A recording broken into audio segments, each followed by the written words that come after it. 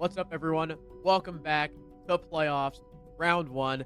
Goose, we get quite the matchup. We get Slime Belief versus QoR, and I believe. Wait, I should have checked the bracket before I thought about it. They're on the same side. Yes, they are. So whoever wins this gets the privilege of playing M80X. There we go. Thank you. It's a very important matchup. Both of these teams have had a very different story, or definitely having a lot harder time in the group stage compared to Slime Belief. But I think, after the group stage, after a couple of changes, I think the overall matchup is a lot more evened out if it was per, the start of group stage, maybe in the middle. Slime Belief, a phenomenal group stage, only losing once to Friendship Team. Keep in mind, it was in overtime. It was a 7-8 loss, but every single other map, they won. Even if it took them 8-7 against Banskos, or now M80X or M80ACAD, whatever you want to call them. This has been a team that has a lot of young, interesting talent backed up with a very strong core. This team is phenomenal at just playing together, which is honestly, going into this event, something that not a lot of people really thought they would be able and be capable of doing. Yeah, you mentioned decent gaming. JJ, they even took down HP, if you can believe it.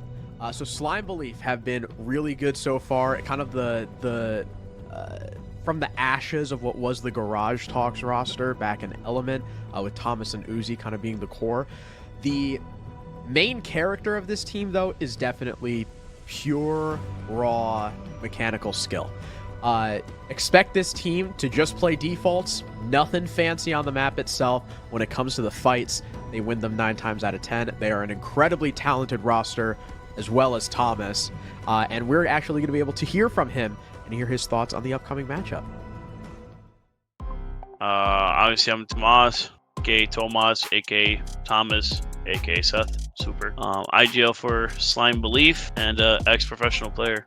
Honestly, the group stage performance, coming for a team that literally, we have scrimmed probably 4 times since we made this team. We're just nasty. I mean, people listen to me and we get shit done. We get stuff done. We're mechanically better than any team right now in this league, and I think we're mechanically better than any T2 team. Honestly, one of the games I want to look forward to, all the games are good, obviously QoR tonight, but I want a rematch with Friendship Team because, man, they went 8-7 with us. That's kind of embarrassing to them, coming, from a team that scrims 24/7, and that was a pro league team, to a team that we don't scrim, and they went 8-7 with us, so it's kind of weird. The team vibes and expectation going to playoffs. Obviously, we take it one game at a time. I have people on my team who respect the calls and trust the process, even if we don't really practice how other teams do. We see the benefit of practicing, but we also see the benefit of practicing against better teams rather than, how do we say, as plumbers. Team vibes are amazing, honestly. I mean, we got people who crack jokes 24/7. It's always someone say some dumb stuff, and it's like, oh my gosh, bro, no way you just said some dumb shit like that. And expectations, bro, we're here to win it all. I mean, everyone sucks against us. We're the best. We're winning it all. Slime Belief on top. There you go. What's the secret to Slime Belief success? They're nasty. I mean, what more needs to be said? Truly. Yeah, the confidence. I think, honestly, that's probably the exact answer I would have expected out of a team like this, only scrimming 4 maps. It's a team that really relies on their team chemistry and their raw mechanical talent. Going over to QoR, though, a little bit of a different story, I think, just overall. I think one thing that has been a major talking point is that they've been struggling. They don't really have a major identity, slotting out a couple of players, bringing back Brios, all the way back from their previous roster before they went under to QoR, having, honestly, a relatively phenomenal time so far, even though he isn't the highest rated player because he hasn't played all the games. Also, struggling a little bit on the entry, only 3-6 overall. I think something definitely to start out on, but also, out of all 10 players in this lobby, having a 63% survival rate. So I think those stats really go to show that this QoR roster just hasn't figured everything out. They're going through those growing pains. Not exactly sure why, because we've seen, especially with Brios on the roster, it's a proven system. But again, it's just a lot of those things that they haven't fully figured out yet. Yeah, I mean, I feel like it's been a pretty consistent issue ever since this roster's inception. I mean, way back when, even Candle was teaming with, like, Ozone on that squad. So, QoR, we'll see if they can pick it up against Slime Belief, but we do have another interview. This time, we are going to hear from their second newest pickup, Rival. I'm Rival. I'm a flex for the team core. The group stage was a up and down thing for my team. Like I said, like obviously we didn't really perform very well. I think we lost like 2 best of ones. We lost one or like 1-1 in a really close situation. And then obviously like I went 3-12 versus Outlast, and then I got the infamous Knicks 1v3 Monty clip, which is pretty funny. Other than that, like we had a new team. We just made a roster move, picked up Brios, and we made it to the playoffs. And that's what's important. Now we're here ready to lock in and play well. We're playing Slime Belief, Kidzim. We're playing idiots. Like, we're playing just straight gunners. I know Tomas is trying to teach them some disciplines, teach them a few things he's learned over his time. We're playing Zim and Reapers, 2 people who shoot. That's what they're good at, they shoot. And so far, Zim is 2-0 against me. He pretty much owns me. So let's hope I can show up today and perform well. And as a team, we can pull out the victory. Hopefully quicker than 3 maps and less than 20 rounds per map. Team vibes has been great recently. Like, I know we made it past Kiru, right? That was a great game. Just to, like, beat shooters, right? To beat people that are just shooting. Moving on in, like, scrims and practice the last week has been really well. Chemistry's going up. We're hitting our rolls better, hitting our stride a little bit more.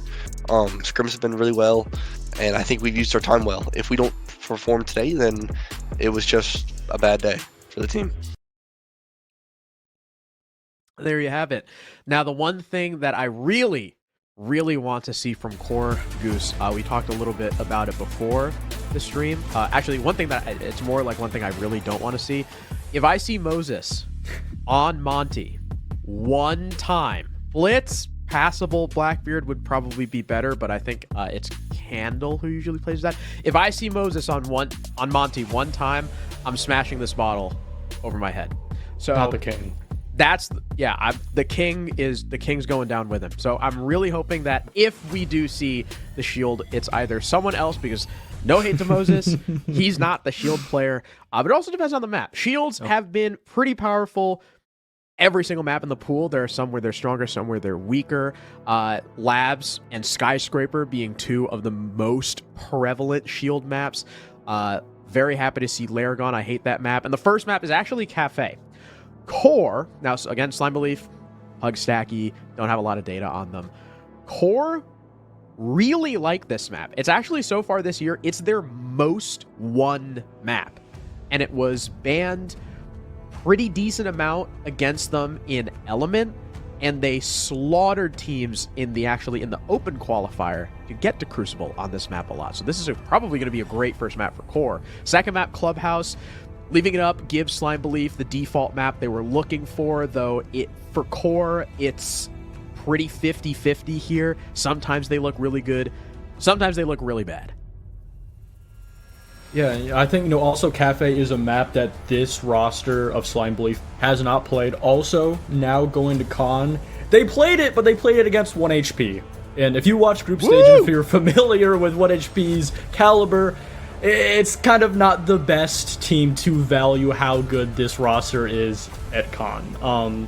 But again, I think it is a sense where even if Slime Belief had relatively a decently sized map pool, we're now going into a best of 3, kind of a sense where it's being tested. Only playing Con once, not playing Cafe. Not entirely sure about the statistics with Garage Talks, but with this iteration, they have not played Cafe. And as you said before, this is a phenomenal, historically great map for QoR. And even with the fantastic group stage for Slime Belief, I think with the time that QoR has had to really fix their problems, mesh as a team, that we're going to really see Slime Belief fight for this victory. If they do so, get it. I think if Slime Belief do not take more than 3 rounds here on the defense, it might be wraps. This is one of QoR's best attacking maps historically as well. Their most recent play, we just saw them beat, like Rival was talking about, when they beat Kiru's team. Map 2 was Cafe. They won it 7-4. They took a 3-3 attacking half to start the game and then cleaned it up on the defense. First 2 bans already in, though. It's Blackbeard and Dokkaebi. I'm a little bit scared, Goose. The Monty is still up. on a very powerful Monty map. I got like PTSD from watching Moses play. Shit, bro. I mean, you know, maybe they just want to give him one last opportunity. One last opportunity. Maybe that's all he really does need. The Mira ban. A little bit of a surprise, not because it's not relatively seen a whole lot, but, you know, bringing it out, I think it's one of those operators that has a lot of use, one of Mira's overall best maps. So I think just getting rid of it is, you know, one of those problem operators, perhaps, or Slime Belief. But I think Blackbeard, getting that off the board, that it's an operator that not only Core, but specifically Brios has really found not only a liking, but tons of success on. So I think taking that off the board, still obviously having that Monty, it does remove a pivotal entry operator that not necessarily Core relies on, but it is something that they love to have up. Yeah, even back on with Mr. B, Brios was a nasty Blackbeard. Fortunately, we're not going to be able to get to see it this map. Core, so far, not hovering a shield operator first, as well as the first sight looks to be reading. Slime Belief, a very heavy roam comp here. We also didn't talk about the Azami and the Mira being banned. Lee's Valkyrie up on, again, one of her best maps. A map that is basically just a big square. You throw one cam down, you get vision on literally half the floor, plus whole lot of verticality to be established by the attack, which means more C4 opportunity for the defense. So look out for both Thomas and Reapers rocking those C4s. Strangely enough, though, not Zach. He's a Mozzie Impacts, neither of them used. You can already see that, you know, Zach is just eyeing this run. Already getting that drone and then Brios not shooting it allows for him to bring that back later. And this is a problem that we've seen in the previous matchups in the group stage for Core, is just intel as a whole, whether it's them not using their intel to the fullest capability on the attack, or their drones simply being shot out, or rather allowing for their defensive opponents to have a plethora of just info on the board, whether it be default cams or these Mozzie drones coming out. It's going to be really important for Core to just really deal with this info. Try and take as much away from Slime Belief, because as we spoke about, even Thomas himself spoke about, is that they are a very mechanical heavy team, and because of that, they really do need to play off of the info. Yeah, Core need to be very ready for Slime Belief to meet them at the door when they try to get into the building. Slime Belief have been incredibly aggressive, and a lot of times when they're playing their best, they're playing that entry denial kind of roam, but they are playing relatively passive right now. We saw Zim very forward earlier, and as I say, passive Uzi's taking peeks outside the mining window, but the players upstairs are already pushed way back towards Cocktail. Zim maybe faking, giving it up, and pops up to Dome Candle down the Whitehall. Brilliant shot from Zim. Now Brios staring at this shield. There's no one behind it.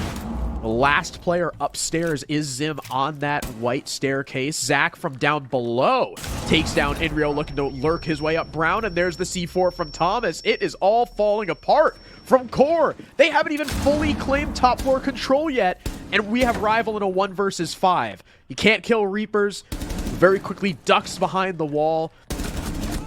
And unfortunately, oh no, I thought Uzi was going to kill him there. he wasn't looking at him, but he gets one. He gets the second on Zim peeking from New Valk. That was an impressive shot from Rival, but with only 1 HP. How much else can he really do? Diffuser forfeited upstairs. Pretty much no information to work off of. Thomas also lording above now as he's retaken those vert holes. It looks like Slime Belief know where he's coming from. There's Zach with his second of the round. And Core gets shut down, like I said, before they can even fully get in that top floor. The problem that I spoke about in that early part of the round came to fruition. Slime Belief getting the better of Core simply by just playing the intel game better overall. We talked about allowing those Mozzie drones to go unpunished, having a Valkyrie on the board, and then on top of that, having a mute to deny the info and intel from Core. And then with all of that mix on the defense, going and adding that to Slime Belief, Core didn't really do a great job at finding those players, allowing for Zim to get that ISO 1v1 challenge on to Candle, getting the very first pick, and then a C4 from below simply because they didn't shoot the Valkyries.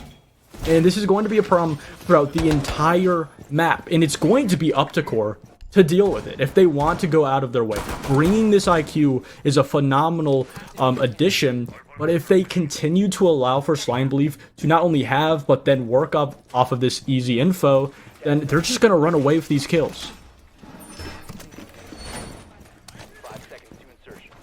Candle also has a bit of a history of getting first picked as IQ, so hopefully we don't see that.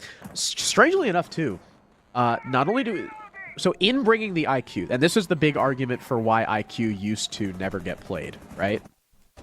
You bring the IQ solely for the Valk, but in bringing her, you lose a lot of other utility that you would normally have otherwise. Like, for example, here on a kitchen attack, you lose maybe a secondary soft breacher, like the Ram. You lose, like, execute utility, like the Grim. And with Brios, strangely enough, rocking the Striker with Frag and Hard Breach, again, you don't really have a whole lot of hard execute utility, with the exception of Moses on those shields. And still, Slime Belief are rocking 4 impacts. Zach using 1 on the roam, but should those guys get back down to the bomb site, and should this come down to, you know, a 5v5, 4v4 strong execute, as Kitchen usually does, Moses' utility is probably going to go down fairly quickly. Yeah, you could just see how slow this attack. You can see QoR is just trying to be as careful as possible, allowing for an isolated pick like Zach to just go back down to the bomb site. Sure, he didn't get a kill, but he did his job and wasted the time for QoR, and they're still clearing these first 2 floors, setting up this flank watch, setting up the vertical, and they only have 30 seconds left to a minute on the clock. This 6-man for the defense is going to start to punish them, and it's solely going to come down to just getting this execution off, hoping that they have enough intel on these on-site and near extensions by the bomb site on where these defenders are, and then being able to use their attacking utility with it. 4 flashbangs, 2 nades, they do have it, but they just have to use it in the right place and time it correctly. Verticality being established with about a minute left, burning away some of that site utility from the defense, like those Goyo canisters protecting Freezer. For almost getting a pick through the floor, but Candle not ready for Reaper's rotate. The Doc still alive, at least for now. Hello? Oh. Nope. He can't get it. There's also a man holding this VIP shield. It's the Lamai of Uzi. And there's that C4 from Thomas. Rival on the Buck goes down. You lose the skeleton key. And now QoR are going to get desperate. They haven't even cleared out this VIP shield yet. Moses evens the odds with the kill on the Dock, but Thomas playing aggressively by the hatch is allowed to back off, and pretty soon QoR are just going to have to drop in. They've got a ping on someone by the bomb chassis. In comes Thomas yet again, and he wins his gunfight! Diffuser now down, man count in the favor of Slime Belief until that Valkyrie is now on the floor. 5 seconds left. They've got to get in now. They don't have time to clear the shield. Brios has to start the plant, but he goes down to Zach, and Slime Belief burning out the clock thanks to that early kill on the Buck, and QoR have no way in. We talked about how QoR is such a slow team on the attack. In Slime Belief, one of the little factors that we haven't talked about is because of their team chemistry, because they play so well together, they're a team that are phenomenal at reading into not only what their opponents are doing on the attack, but more specifically, the pace. Understanding that that clear early on in the round was slow, allowing for Zach saying to himself that if he played here too long, he was just going to be completely isolated in a 1vx, a 1v3, maybe even a 1v4 situation, so it's better for him to drop off. You also saw that Slime Belief didn't try to go for a flank, didn't try to retake any position to apply additional pressure on that second floor, realizing that QoR was moving relatively slow, realizing that there was no direct pressure onto that player in Christmas behind the shield. There was one player outside of the little garage area, but aside from that, there was no one there to go. All of these small little symbols and signs just sent the message to Slime Belief that QoR was going to bottle the round and force themselves into a very unconventional and close timed execution. Something QoR tend to have a problem with as well is that time management. If they are not If they're not given an easy opening, or if they don't see an easy opening, they tend to stall out a lot. It's kind of the reason why the opening game is so important for them, and why so much rests on the shoulders of Candle and Brios. As you can see, they're both 0-2 right now.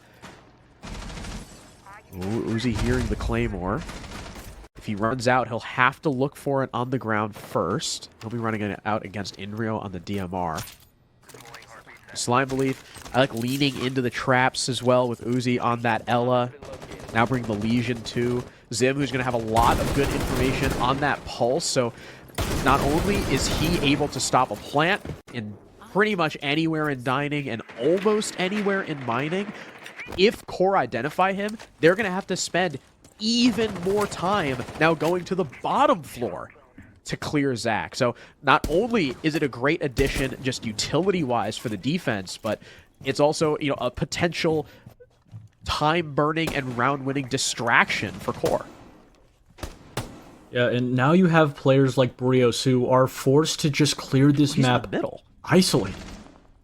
And it's kind of a sense where, because Core has nothing, because they aren't able to consistently read into this defense, they have to have these players go huge, waiting for the player just to walk above the C4. This info game that we've talked about this entire map so far, and another round where Core is just forcing themselves into a very uncomfortable execution with little to no info. Rival, though, with the opener on Reapers, shutting the Legion down before he can get too many of those goo mines out, and the C4 from the Pulse missing. I do like Zim not overstaying his welcome in train, as he can hear the players in Piano start to take control. Does not sacrifice his life for a potential C4 pick, and now there's the other C4 from Thomas. One of Core's worst enemies so far this game is now no longer available to Slime Belief, and they've got the opening pick that's so important for Core to get. Where do they go from here? They still need an avenue into B that's... it looks like they're really just going to be going through the window. It's Moses on Hibana, but operators like the Ying here are so important, so they can create that wedge and give you the opportunity to get in. But now Candle's dead. You've lost the man advantage. Zach is hiding down below, and Inreal missed the cross, so he's still alive. Moses is now dead to Thomas. That's your case carrier, because he wasn't able to get in through the window for free. Thomas, assisted by Zim, gets another. Brios now down on the floor. Inrio, the last man standing. He sees both, but can only connect with one. And again, the utility from Core there, not enough. They didn't have anyone still in Piano to stop Thomas from cutting down the guys walking through the window. It is really a sense where I was about to say that Core is going to need to take their time out, taking it out perfectly. You talked about how important getting just simply 2 to 3 rounds in the attack is. We can see this problem of Core not only just not having that coordination to deal with the problems, but they don't understand what these problems are. They didn't understand that there was a player playing on bottom red near that first floor trying to play spoilers in that drop-in. And even with the first pick, they're going into these executions. They're going into these positions that they tried to clear out with little to no intel, and you can't really do a whole lot. Not only when you're going into these positions completely blind, but when Slime Belief is doing a phenomenal job at not giving you those ones, not playing over aggressive, understanding that you're moving slow, there's no opportunities, and Core isn't really going out of their way to create any. Yeah, it's so baffling to me that the one guy they had on the top floor ended up, like Zach said, trying to skite drop on him from top red. And that in and of itself, not a huge issue. There's 2 bigger issues there. One, Inrio didn't get the kill. I don't know how, but he doesn't get the kill on Zach, which means he's still a distraction and eventually comes back upstairs. So that's one issue. 2, Candle was your only guy upstairs. You didn't have anyone else with him. So as soon as Candle dies, you lose piano control, and you lose piano control so Thomas can just walk into train for free and then kill the guys in the window. Like, it's these really seemingly obvious positioning mistakes too from Core that, again, in the heat of the moment seem super obvious, but they're not able to track them down right now. That was a crazy spawn peek attempt from Thomas, running outside from trying to get the fadeaway shot off the main balcony. Doesn't work, but he gets back inside. And Zach will probably pretty soon run out this barricade with his punch. Try to kill someone on the rappel. Be very careful about it. Brios has since gotten off of the rappel, and I think the others are either on the roof or not in an accessible position to Zim or to Zach. Maybe Brios, but he'd have to run a long way, and he is the Aruni, so. Oh no, there is a guy still there, rival! No! On the side of the building, on the white window rappel. Oh. That's what Zach was waiting for, I guess. Maybe waiting for the call from his teammates, like, hey, there's a guy on this rappel. Run out on him. That's a freebie. You've lost Grim, and you're one of your best fraggers so far this game. Oh, okay. Not exactly sure what Zim's goal here is. Also could potentially just be isolated. Hatch also is reinforced, and that's an easy pick. That's an easy answer back. What is Moses But doing? Uzi, Candle's able to find one, and again, hopefully this Valkyrie cam is able to give them something, anything, but it's going to rely on Thomas swinging. Did you see that? Moses, in the middle of that gunfight on Kochek, Moses just dropped New Balk and got fried immediately, like with no cover. Yeah, and then Thomas, yes, look at, that's where Diffuser is. He just dropped the hatch and died. And then Thomas is allowed to flank through Piano. There's no info there, and Candle gets smoked behind J-Bar. 2 versus 3, and Redwall's not even open! Because Moses dropped the hatch instead of breaching. And now Brios is caught in this crossfire. One-man bathroom, one-man ticket, and again, he can't do anything about it because there's no open red wall breach. And now there's even assistance from Zach. Or no, he's the one who's on my bathroom. Uzi's the man on the long angle instead from Cocktail. Brios has made his way through New Balk. Inrio is outside on the ticket rappel, looking for Thomas. He gets him, but not before Thomas swings and kills Brios. Zach, though, attempting to maybe get a refrag, is cut down by the LMG. And now Inrio has the opportunity to get a triple and clutch out the round for his team and put QoR on the board. Such an important round win for them. And now trying to bait the plant, but Uzi's still got that C4 in pocket. Here comes the Valkyrie, but he's caught in the toss. And Inrio gives QoR their first round after the timeout. A crucial victory. A very hard-fought victory, and it took a hero play from Inrio to get their very first. But as I say, every single game, every time when a team is having difficulties, is a round win is still a round win. It doesn't matter how you get it. Doesn't matter if it was easy, if it was difficult, if it was a hero play coming out from a singular player, you still got it. But the problem in that round was Slime Belief. Just playing over-aggressive, going for swings that they probably didn't need to. Thomas didn't need to go for the swing there. Obviously, wasn't fully aware that Inria was on that rappel. But again, if he just didn't give that isolated, essentially a 2v1. I don't even really think he should have gotten that first kill. But even with getting that kill, allowing for that to happen, just Slime Belief. Throwing everything out of the window, understanding that they not only have essentially all control, no control for QoR inside of Piano, only having that new Balkan cigar position, not even any vertical, no one on bar windows, absolutely nothing. But it was the over-aggressive, overzealous plays from Slime Belief that we talked about that in this entire game that gave the opportunity for QoR to take advantage of, and that's exactly what they did. It's like the exact opposite of what they've been doing the past 3 rounds, where they've been playing very reserved, not giving QoR the opportunities, and then once they see open space left by QoR because of like a lack of time or improper position on the execute or whatever, that's when they get super aggressive and strike. So a bit odd, maybe a bit of overconfidence showing from Slime Belief, but now it's up to Thomas to try and wrangle the boys back in. QoR, a very interesting operator lineup now with the Blitz and the Sens. Typically when you see a Sens played on Bakery, is to try and cut off any of the angles down the red hall, but Moses is down, and he's dead to Zach. How? And now Zim kills Candle? What the hell is going on? What? What? You can't let him do that! You can't let him do that! This is the shots of the Brios. Can we just mercy roll these guys? Can we just honestly? Can we give them another chance? Just replay the round. mean, like they did the thing. They sensed off red. Yeah. And then the blitz jumped in. That was a nice shot. I'm thinking Moses maybe fell in a frost mat or something. Because he did get back up.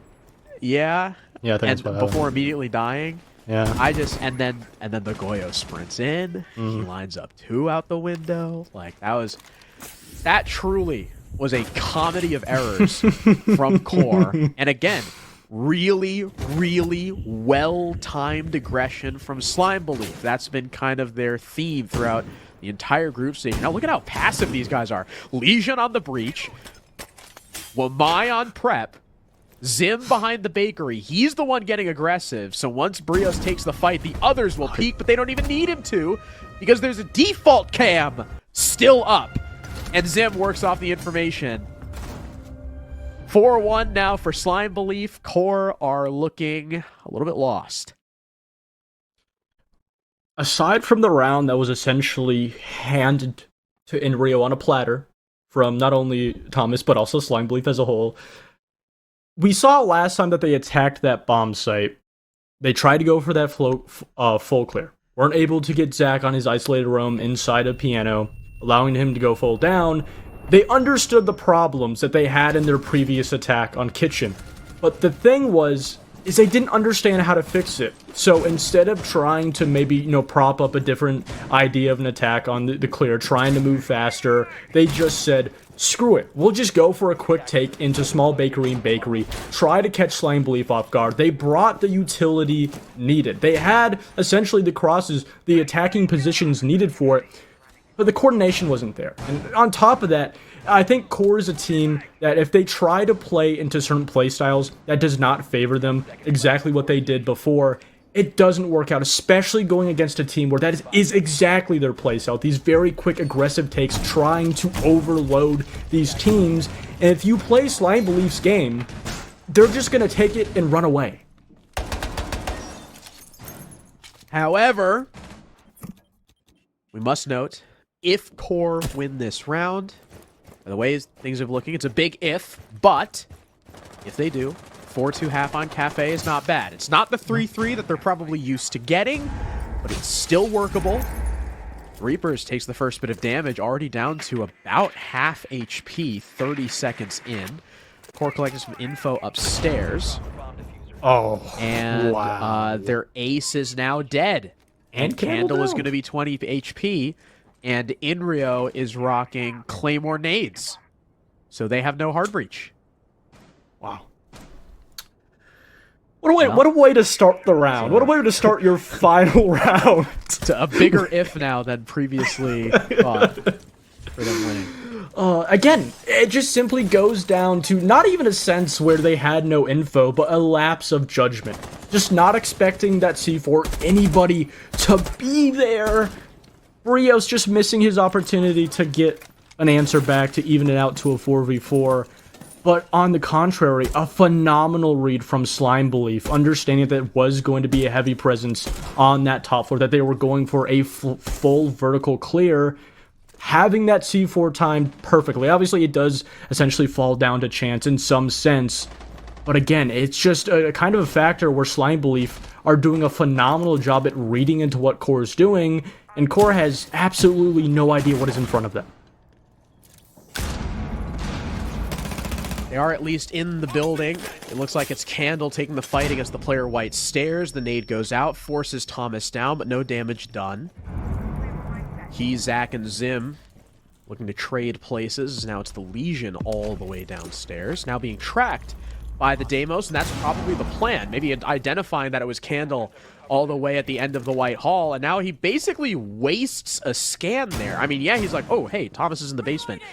No way you're going to get a kill off that, especially with only 4 members remaining and trying to get as much verticality down as you can. They do spot Zach in the corner, and Brios gets another man advantage, now turns in the favor of QoR as Reapers has to get aggressive, and the plant now going down. Zim in a 1 versus 4. Plan being completed by Inrio. It's done. Rival kills Zim as he's distracted by the falling Deimos. And QoR do, in fact, confirm the 4-2 half, despite no hard breach. a lot of mistakes there from Slime Belief, even after getting that Nitro kill. And getting the down also, onto the Deimos. It just really fell down to that execution. Just not being able to get a couple of those swings off. The player behind the couch not understanding that the vertical could just clearly seem in sight. That's a spot that QoR was more than well expecting. Yeah, it's kind of one of those plays where you just do it once and see if it works, but just not the time and not the opportunity to do it. And then also just a couple of bad isolated swings coming from Slime Belief. I think it is another one of those situations where they didn't have a full understanding of how that execution was going out. Exactly where the positions were. That's why you had isolated players losing their gunfights, because they were just swinging blind. Didn't understand that they had the vertical on them, and a round where QoR just had enough. Weren't given the opportunities, rather, but because they had that info to back up that push, they were able to find success and get that 4-2 half. And now going into their defensive half, and more than well, a phenomenal and just safe position. Yeah, 2-4 again, workable. Not ideal with the way they've played Cafe in the past, but not horrible, not debilitating. Zach, 10-3 right now, leading the charge on his team and in the lobby, though Inrio not far behind, picking up a lot of the slack being left on the table from Candle right now. Is 2-5 is one of the main entries for QoR. Kitchen is our first bomb site. We see a bit of a different lineup from QoR as well. Them rocking the Fenrir that we didn't see at all from Slime Belief, interestingly enough. Maybe seeing, again, that Slime Belief are a very aggressive team. They are very quick into the building. The Fenrir is a great operator to try and slow them down and take away their sense of sight. A crucial missed opportunity there for Zach, almost taking down Brios within the first minute of the round, but the Goyo still alive. We'll also have to keep our eye out for Candle, who's still on this top floor. He also needs to read in just the positions. They're starting to hit the site, and Rio is able to shut down Reapers. And this gives the perfect opportunity for him to rotate back down, apply additional pressure, and there is no real vertical control being set up by Slime Belief. They do double up on him, though, and aided by the information, Inrio goes down, but as Uzi tries to power in through prep, he's taken down by the coat check head holes. Candle finally makes his presence known. Still on the top floor, killing Reapers, who I believe attempted to go in and get some verticality on this bomb site as the sledge. Now, not only do Slime Belief have no real way into the bomb site, they also have to worry about that warden up above. And still, these fear mines lurk from Moses, as well as Banshees. So much utility designed just to stop Slime Belief from working their way through easily. Spot onto Brios, though, a little overexposed on that single panel wall. And the warden almost getting his head cut off by Thomas. He's now aware of that angle. Also aware of the player in coat check, but cut down. Rival playing incredibly passive there. The perfect angle to kill anyone jumping through the window. Leaving it all on Zim. You've seen him win rounds like this before, but do QoR give him the 1v1s he needs? Right now, again, all of them playing incredibly passively. The warden not even peeking the vert. Rival also very passive on his angle. He does hear Candle running around upstairs. It burns a little bit of time. He's got smoke grenades. Go ahead and burn one on that coat check angle that just claimed the life of his teammate, but now above, Candle strikes and distracts Zim enough to burn even more time without losing his life. Now into the bomb site goes the Twitch. Can't win the fight against Rival just yet. And just shoulder peeking him over and over allows Moses the opportunity to finish him off. A very lackluster start from Slime Belief on their attack. And I think that's kind of around where you can go back and say that Slime Belief had no real map control. Obviously, you had, I believe it was Reaper. It was either, no, actually it was Zach. It was Zach on the vertical, going down red stairs, trying to get that very first pick. Just trying to make an entry, trying to catch Slime, or QoR rather, off guard. But not only was he not able to get that, not even able to set up the vert, but they never really played off the vert. Sure, they did have it, never really fully putting pressure. I don't even think they actually realized that they had that roamer on that top floor until he got his kill on the flank. And then after that, a kind of 4-3-man push, sure, you were able to get that control, but because not only you lost the man advantage in a 2v4, eventually worked it to a 2v3, but because you didn't have that map control, you didn't push that player on the top 2 floors out, you didn't have the vertical to back it up, you had really nothing to play with and allowed for QoR to just shut down every single opening opportunity into the bomb site. It's 1 round down, 4 more to go if QoR want to settle this with a streak on the defense. We're now looking at a middle floor bomb site. No one interested in defending bar at all, it looks like. We do have a 3-man hold upstairs from the Dock Castle and Warden, so we've got 2 ACOGs to help hold down those long angles. Interestingly enough, we also more impacts, this time from the Valkyrie rather than a C4, so we're not... Oh, Slime Belief only have to worry about 1 Nitro Cell. I'm always interested, like, as to the philosophy of players like that, like bringing impacts on Valkyrie or Mozzie or whatever, and not using them in the prep phase. Like, what are you saving them for that a C4 can't just do better? Like, you just get a kill. Reapers is just in such a questionable position here. He has so much map control, but because he doesn't have the info, he knows that somebody's upstairs, doesn't have a 100% idea of where they are, he can't really use it. He doesn't want to overwalk his position into a crossfire that he's not aware of, just waiting for these additional drones to drone him out, to clear that path for him. With this additional pressure on the Candle, they should be able to know that this hatch is clear. No additional pressure from the defense, should be able to clear this Ash out. And if a player from QoR does overwalk, not realizing that Reapers is in this position, that's a phenomenal pick. But again, it's a situation where if you don't have that opportunity, you can't take it. If Slime Belief do end up running their way into the bomb site, do QoR have enough sight lines established to stop a plant attempt? Of course, Dining cannot be denied from above, and Zim gets the opening pick onto Rival, the Warden, one of those upstairs players that weakens the hold now from Candle and Brios, and Moses has no clue that Thomas is lurking in Pillar, and just like that, the attack explodes, leaving Candle all alone, pre-fired by Zim. Slime Belief win it flawlessly thanks to some incredibly early map control, and the kill upstairs causing a little bit of chaos. Honestly, absolutely poor round from QoR.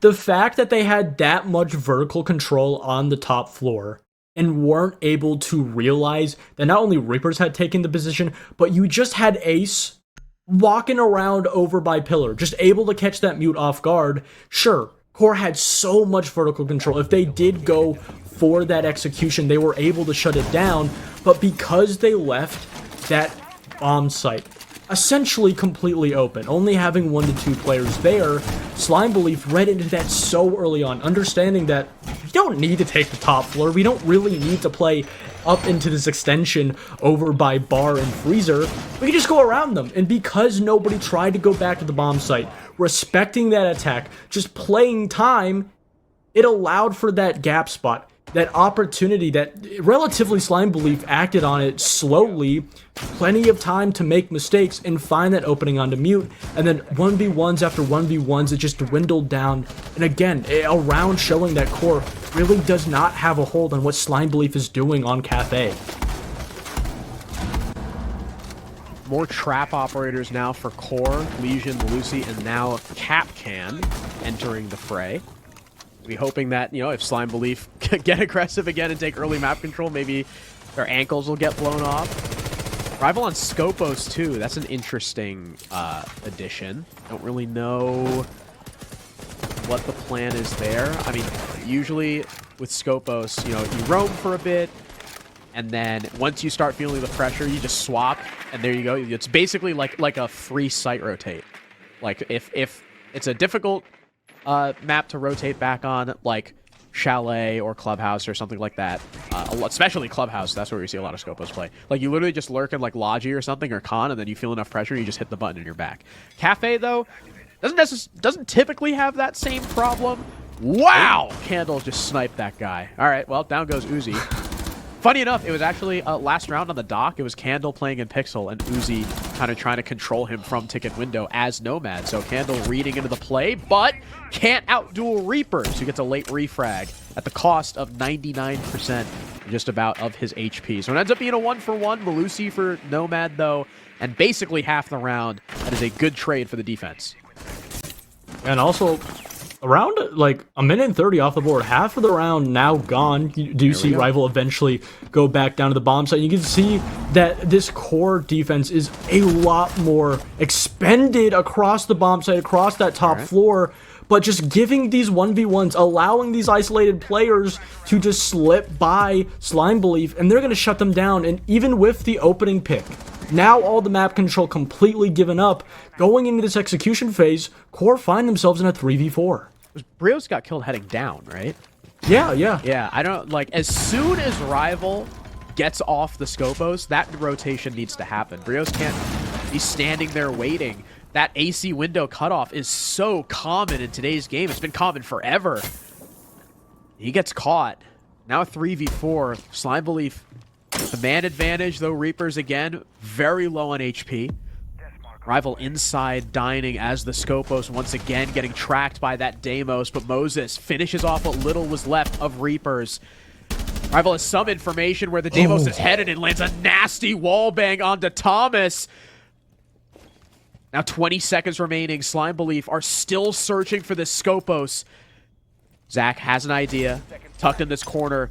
The nade going out to try and flush him, but Rival about to win the fight anyway. Both of them whiff a hell of a lot of shots. Zach ends up the winner, but Zim is caught in a crossfire. Now the last man standing has to crouch through fireplace, and QoR with another defensive round. A really great fight from QoR. Started off by getting the opening pick.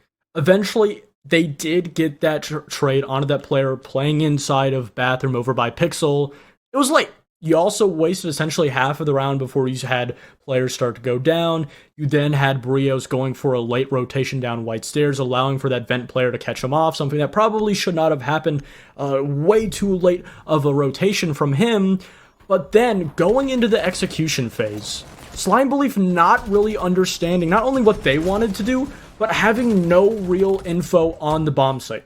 Not understanding where these players were playing, forcing them to take that Deimos tracker just to get an extra tidbit of information, just trying to grab any small beef or any small part of info that they could get. And this allowed for not only QoR to take time to rotate their players, get into better positions, but then read into what Slime Belief was doing, losing that player through the wall bang. It was a situation where we saw that structure, that team play that QoR is known for, just beat out Slime Belief. 5 seconds left. I also like QoR not putting too much emphasis on the traps. Clearly, that was not what won them the round last time. So bringing a little bit more hard utility now in the castle. I like the Echo pick, seeing that Slime Belief are now stalling out a little bit themselves. We do have more early map control from Slime Belief thanks to Zim. Nobody on the top floor to greet him, though. Everybody on the defense playing turtle-like. Not a single player off the second floor. Not even anyone playing by the staircase. Like, the closest is, I guess, Brios and Kochek, but this is an incredibly passive play from QoR. I like it and I don't like it. I like it because obviously, you know, you're not going to give Slime Belief just a freebie on the roam because, you know, they've been really good at the entries and whatnot, but also you're giving Slime Belief so much room to breathe. Case in point, almost the opener on the Inrio, but he and Zim will just exchange what looks like a bullet apiece. So the Echo lives to fight another day. Still, just this early pressure from Slime Belief is so oppressive and so scary. Honestly, if you're a defender, you never know when they're going to strike, and you're just going to give them all this control for nothing? With both a Ram and a Buck on the board, you're putting so much reliance on the Smoke and the Echo to almost single-handedly win you this round because of how much you're going to be forced off the site. C4 is also on the board, so you're not going to be able to get a kill from that vertical plane. And nobody on the roam this time. No additional pressure, just allowing for Slime Belief to set up this vertical, try and find any small avenue. Zim also trying to work his way down red, trying to find something, but QoR is doing a great job of playing passive. Playing back, not overswinging, forcing Slime Belief to turn the entire win factor of this round to simply just getting this execution off, starting with this bakery position. Zach jumping in through small bake, looking to take control into red, but Brios has the opening pick onto Reapers. What a shot from Zach, though. The reaction on Moses Goose, that's smoke now dead, and he gets another, killing the player behind the bakery bar. Inrio is good for one, but not the second. Thomas just powers through and refrags. You've lost bakery. You've lost so much just thanks to a walk-in from Zach. And now Candle has to defend with the SMG-12 against the window. He's successful in the first engagement, taking down Thomas, but taking a beating in return. They know about the player red stairs. Zim is attempting to create more space here, and he catches Brios through the single wall rotate, and he gets the other one on Candle as well. Again, Slime Belief with so much room to breathe. The one kill on Moses, all the buck needed to secure that round for Slime Belief. QoR's overall defensive ideology is starting to get a little bit stale.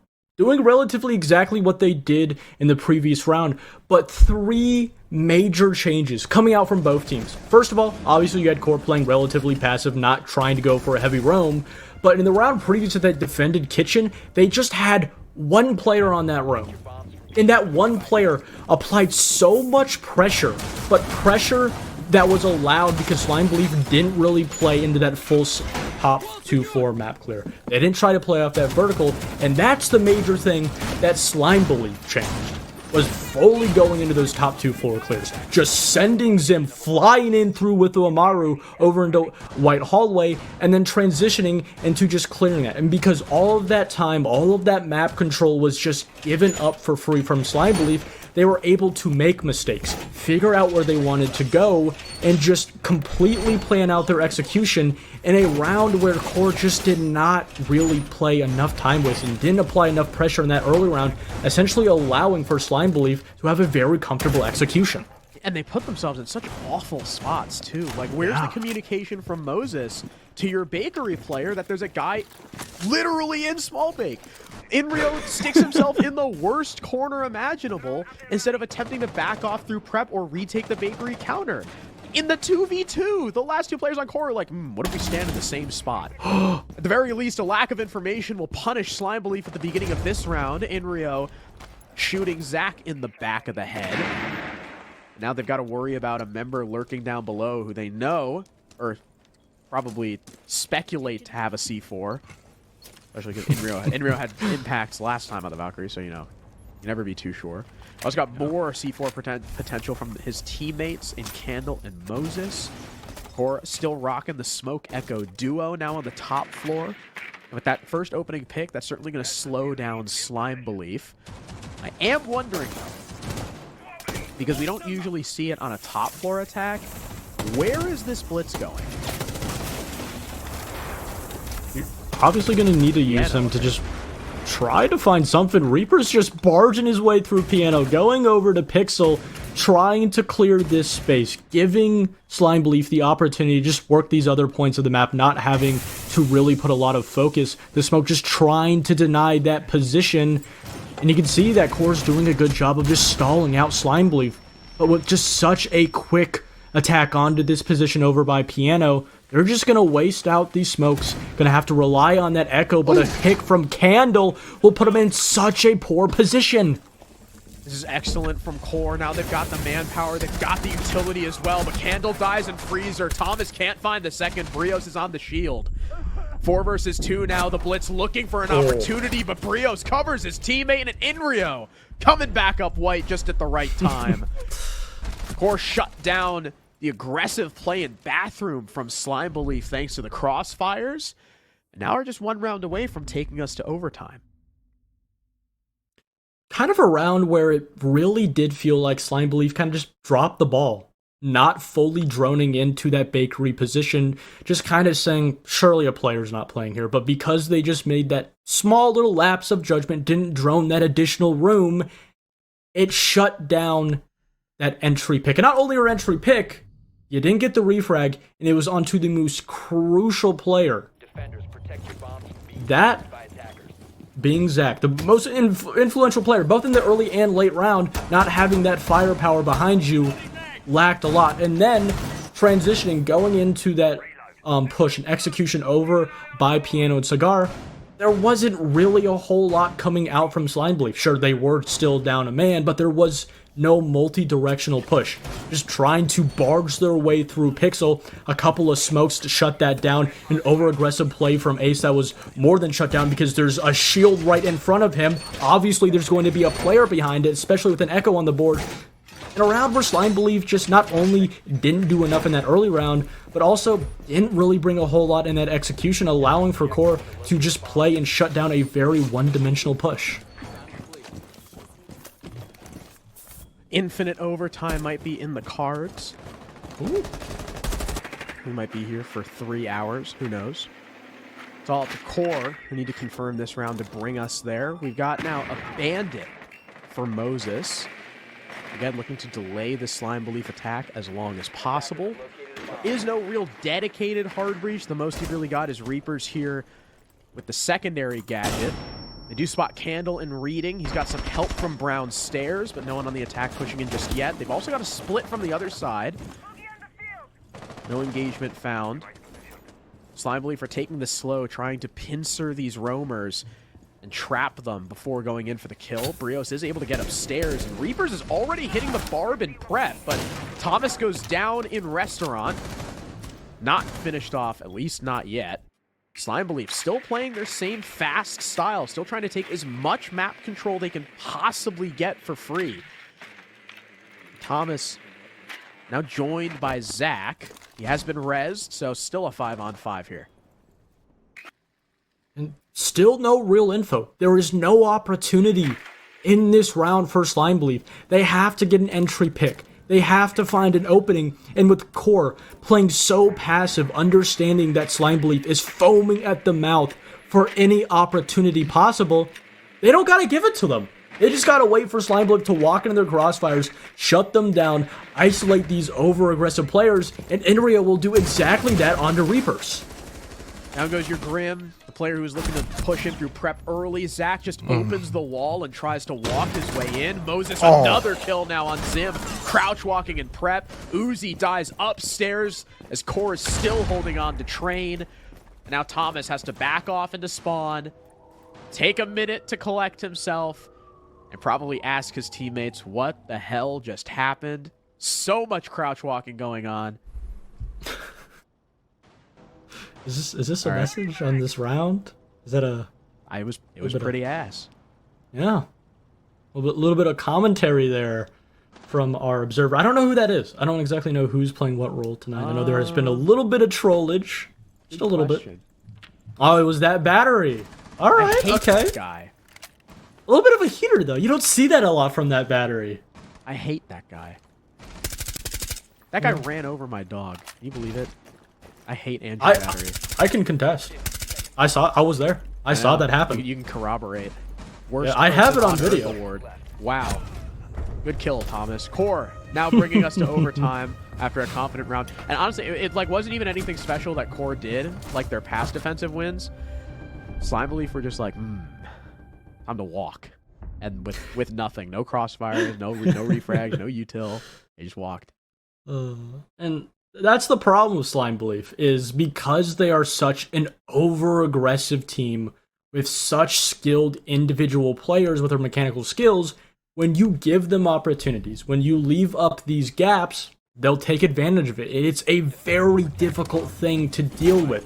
But when you have a team like QoR, that sure, they're not able to fully read into what Slime Belief did. To be fair, they did read almost perfectly in what they were trying to do. They were having 3 people on that second floor, understanding that QoR yet again was going for that full top 2-floor vertical clear, denying that, but also having that Bandit, the mute on top of that to deny those walls. Not really a huge effort from Slime Belief to open them, but again, it's just denying every single opportunity, forcing Slime Belief to go into this execution, go into these crossfires, and then with no effort of trying to get this intel, it's a round where Slime Belief kind of put themselves in a losing position.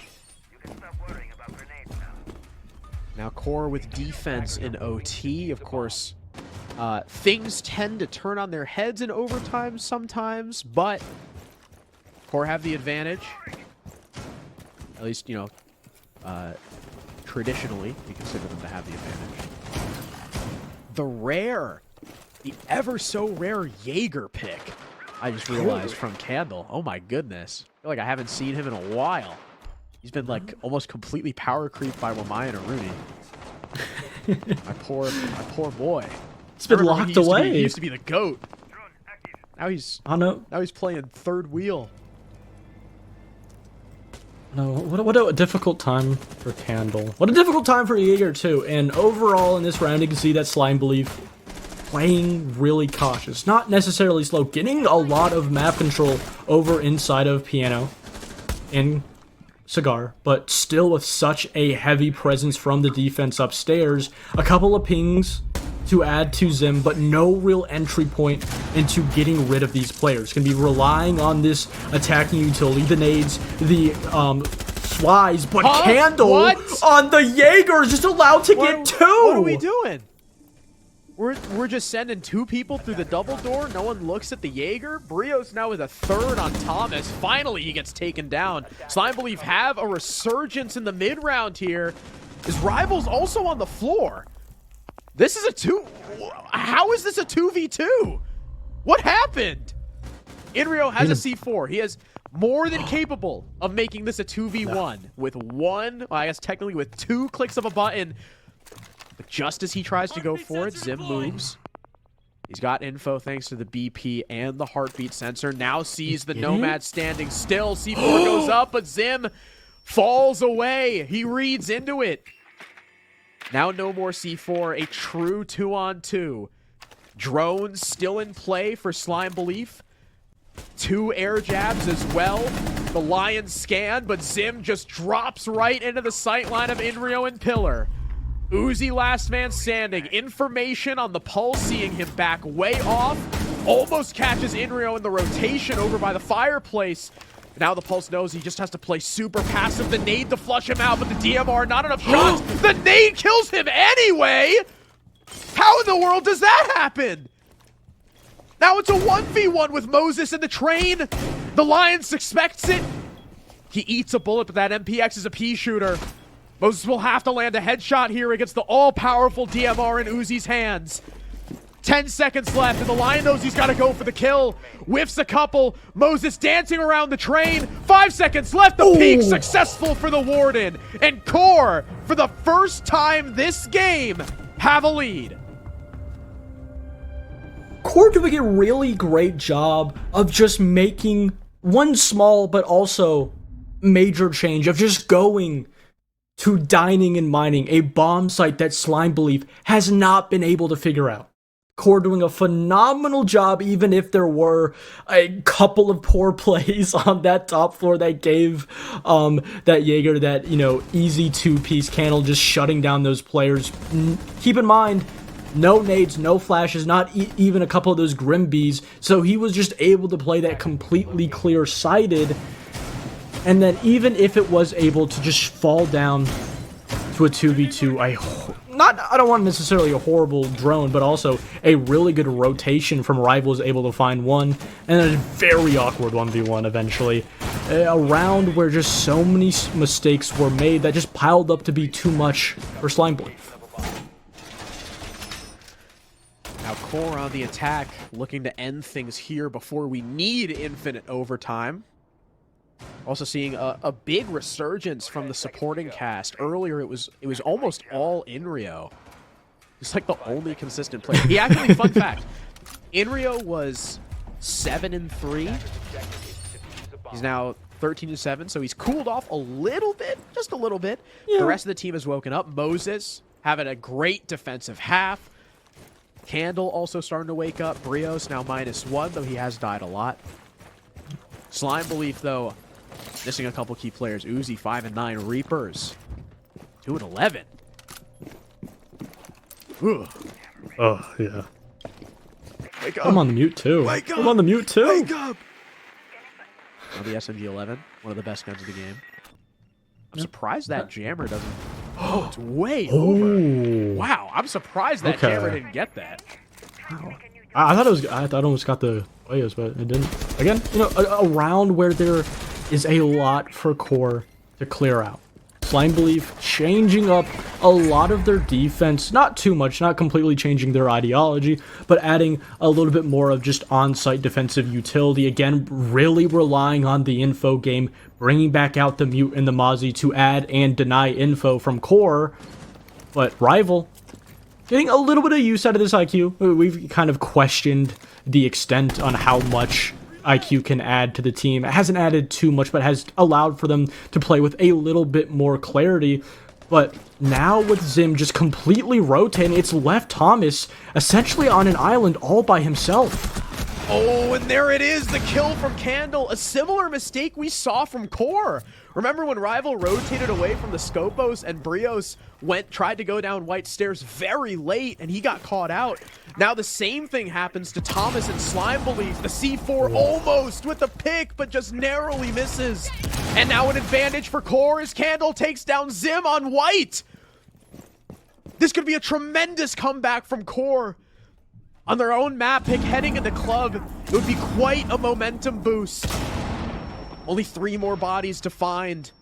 Zach making a rotation and dining, worried that someone may have already dropped laundry here.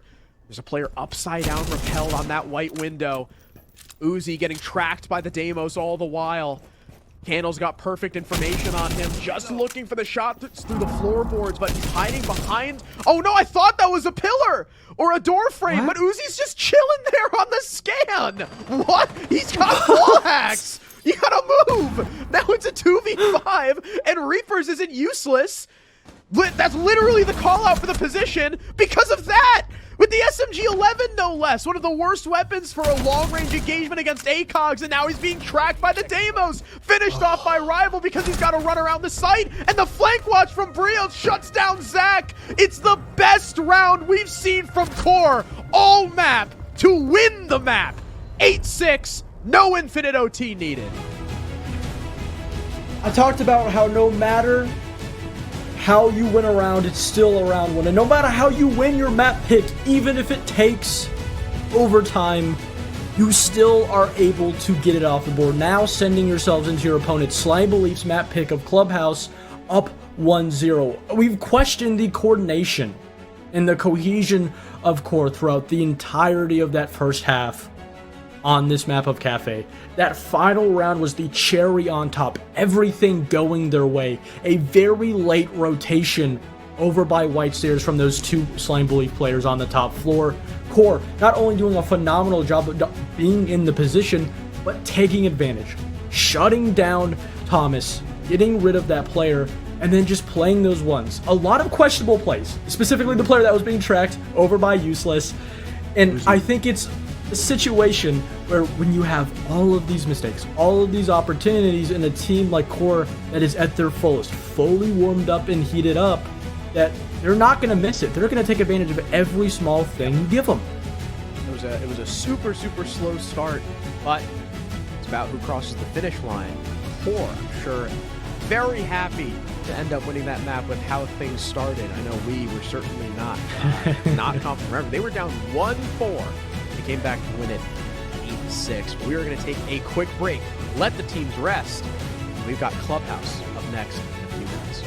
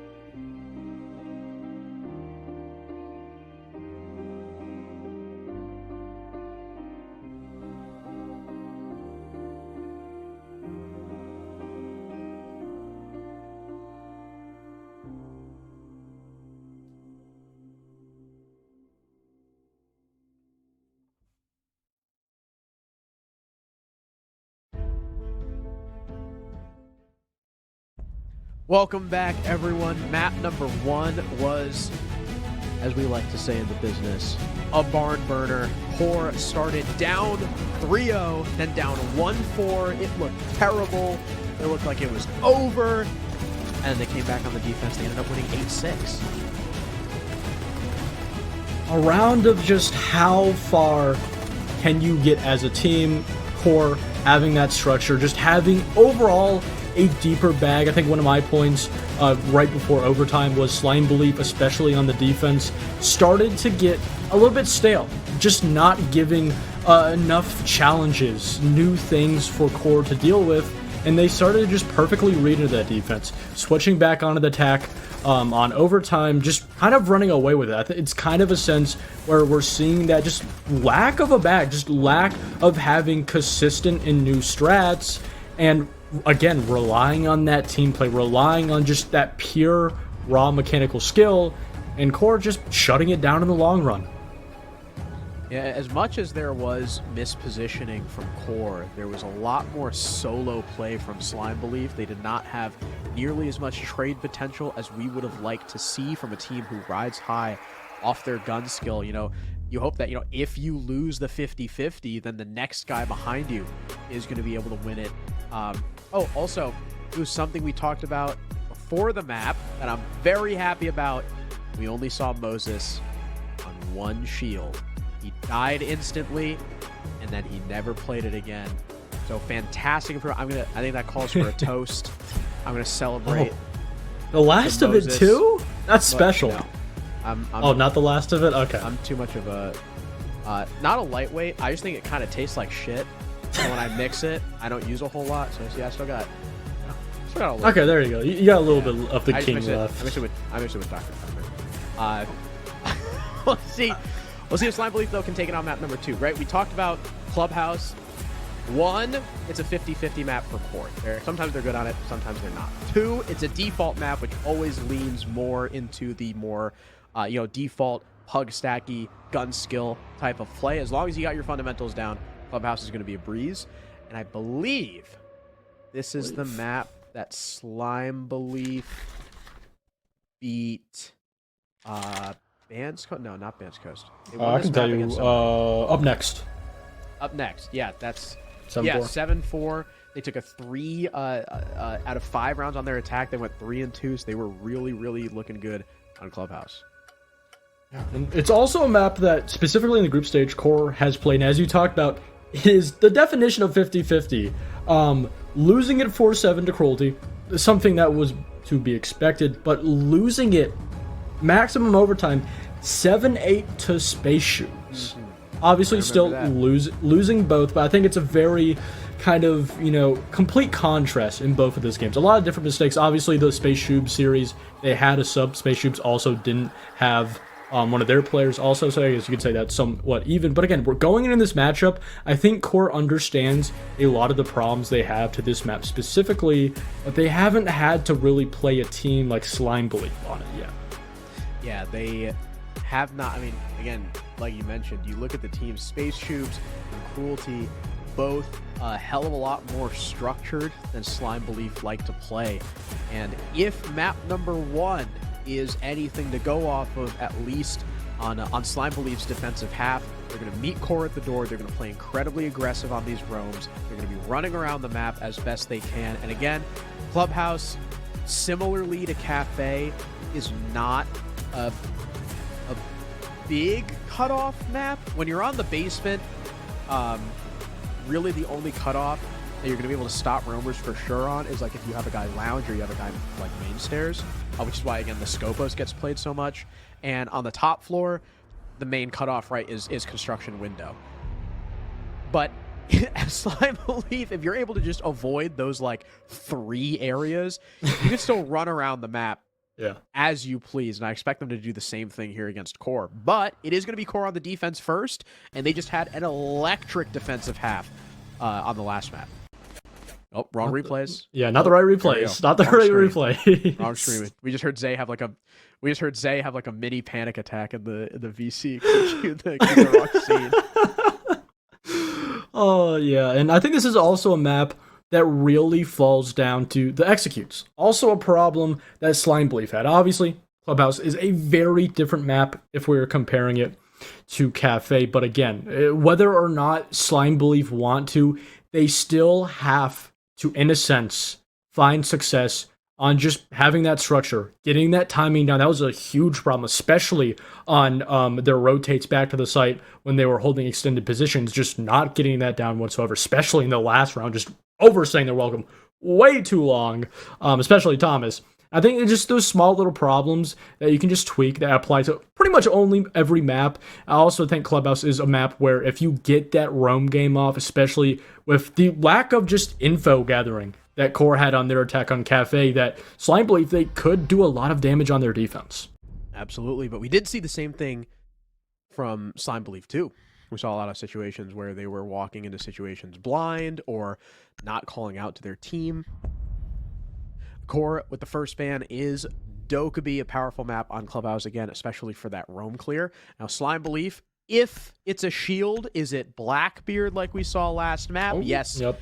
It is. So Monty and Blitz, though, still up. And I would say Clubhouse probably a much more reban.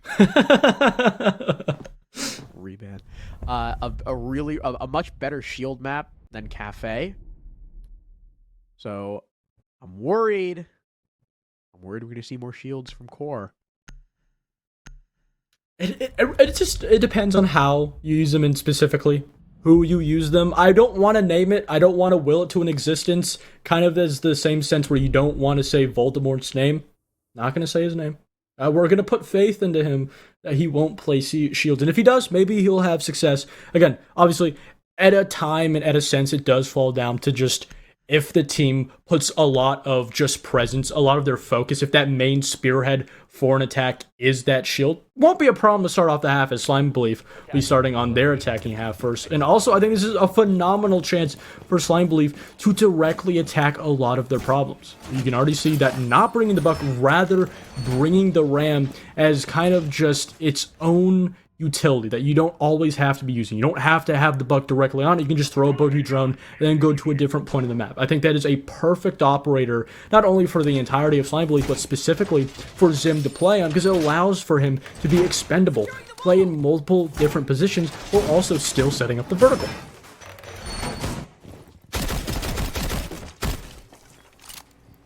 TCSG Goyo. 5 seconds to insertion. I mean, I guess with the castle and the frost off site, someone's got to do it. Gotta do the dirty work. Yeah. Remember when that was like all the rage when Nip did it at SI and everyone was Oh, like, yeah. oh my god, you can run two TCSGs. Holy crap. Speaking of that SI, where the SSG roam came out full force and took over Clubhouse for like a year, maybe more, because people still do it, sort of. But Zach, very early in the building, slips past all the castle barricades, and Rival didn't even know it was coming. Moses, though, with a response up through secret, cuts down Zim. That's the Ram. Ram for castle. Good trade for the defense, but a lot of that time waste they probably hoped that the roam would have no longer there unless Rios can make something happen. He's still left unknown. Uzi, how did he just kill Candle? I'm not even sure. Rios immediately gets retraded, though, giving Slime Belief that 3v2. Oh, okay, he impacted. I was like, did it bug? Okay. One more impact in the pocket for Inrio to be able to just play spoilers for a little bit longer, but a couple more of those Habanas will still allow for that hatch to be open. There it goes. A minute and 30 on the board. Relatively a poor roam, especially allowing Zach to just walk in, get that kill inside of bar, also allowing for Candle just completely lose his life, and now you're forced to play these isolated 1v1s. Moses, though, with a nice shot on Uzi, bottom main. They had a cam there. They know Reapers is in the middle of the site. Well, they do now. Inrio shuts him down and leaves it all on Thomas. More players from Slime Belief getting aggressive by themselves and losing the 50-50 gunfights with no trades. Through the Goyo fire comes Thomas, though. He's got one, but doesn't know Inrio's in blue. Nice attempt there from Thomas, trying to take the defense off guard, sprinting through the fire, but it's a first round for QoR. I thought that was such a little frustrating, especially in the last half. I think allowing for, I think, yeah, it was Zach, to just walk in through bar, castle barricades. You had Brios on stairs. Allow for him to get that kill. And then on top of that, just allow for Rival to walk his way up, or not Rival, but the Bandit rather, walk his way up, get an entry pick, going into the execution, having a 3v2, having a minute and 30 to drone. And not only do you not use that info to its fullest capability, but on top of that, you just give 2 isolated 1v1s, then put the Hibana in a 1v2 with no info, as I spoke about before. It's a situation where Slime Belief, sure, they didn't have that full 5-man count, but they had every advantage possible and still went out of their way to take these least favorable engagements. Something that they did on Cafe. Continuing to do here on Clubhouse. Almost as if it's a trend. First mirror window is the gold mirror for Embryo. All right, and the other one being bathroom. So the window that is absent from this typical defense is the Logi mirror. I do like the gold rotate one though. I think it's cool. You can kind of recontest those guys on the windows thanks to the mirror window. It is though like the Logi mirror, deniable from below. See if Slime Belief end up going for that. They do have the Deimos or the Ash who could easily do that. Thermite and Ace looking to trip Moses up. He gets one Selma, but has to let the other side go. So he's able to fall back and burn away at least some of that hard breach. Still playing over here, though. Not really interested in that gym, in that jacuzzi wall. And they also are out of reinforcements. They can't get the other cash one. So he's really just a body here playing for the gun. But there's Brios with the kill on Reapers and Candle, a follow-up. 3 in a row. Like, how did that happen? I think somebody died right outside a garage door. 2 people died over by breach.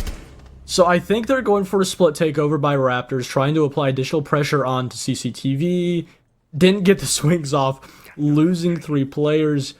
Uzi just eyeing up a kill, but with 2 players on top red. Even if Rival loses his life, there's a player right next to him more than ready to just swing on and shut him down. But it's not needed because Rival just shuts him down. Candle with another.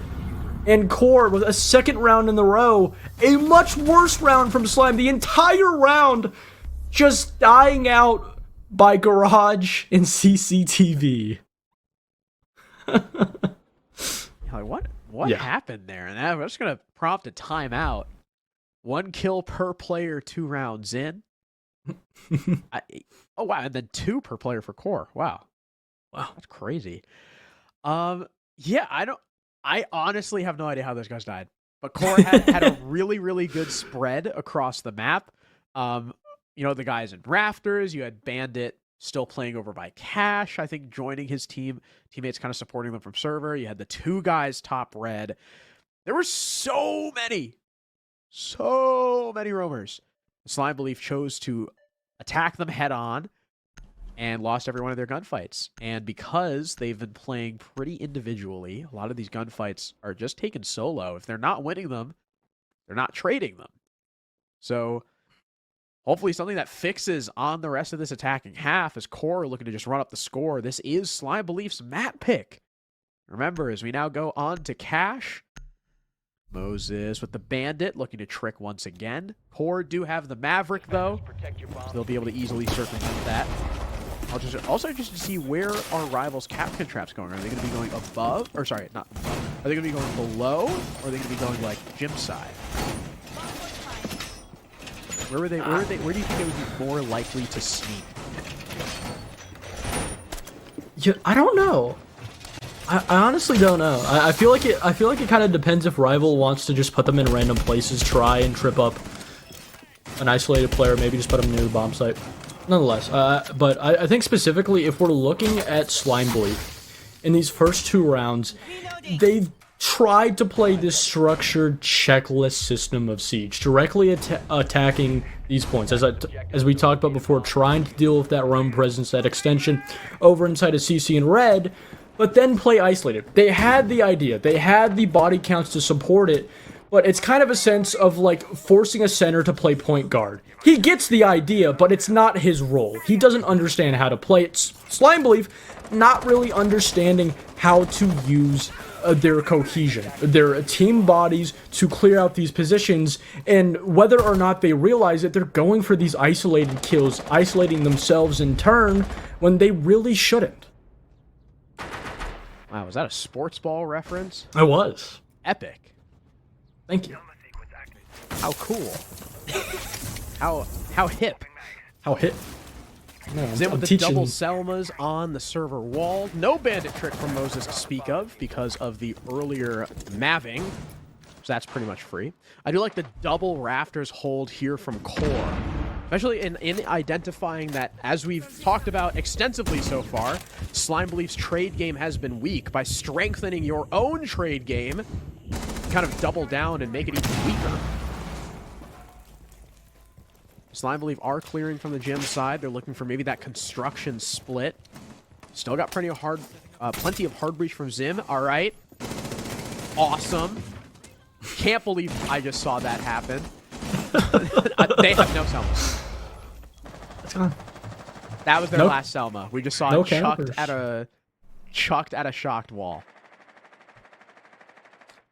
You know, maybe it was glitch. We'll give him the benefit of the doubt. Maybe it was just he didn't see it. Maybe it was glitched on his screen. But nonetheless, whether it was glitched or not, you lose that. Have no real map Crazy. control, and What? Rival just reads into Reapers, and not in a position to trade him back. Gets caught outside thanks to the barricade. Zach almost getting caught himself, but the rappel No. is heard. Here comes the cap can, but he can't run out far enough. Now his retreat is getting cut off by Thomas. Rival still stuck here in stock as the rest of the team on this attack tries to push in and force their way into cash.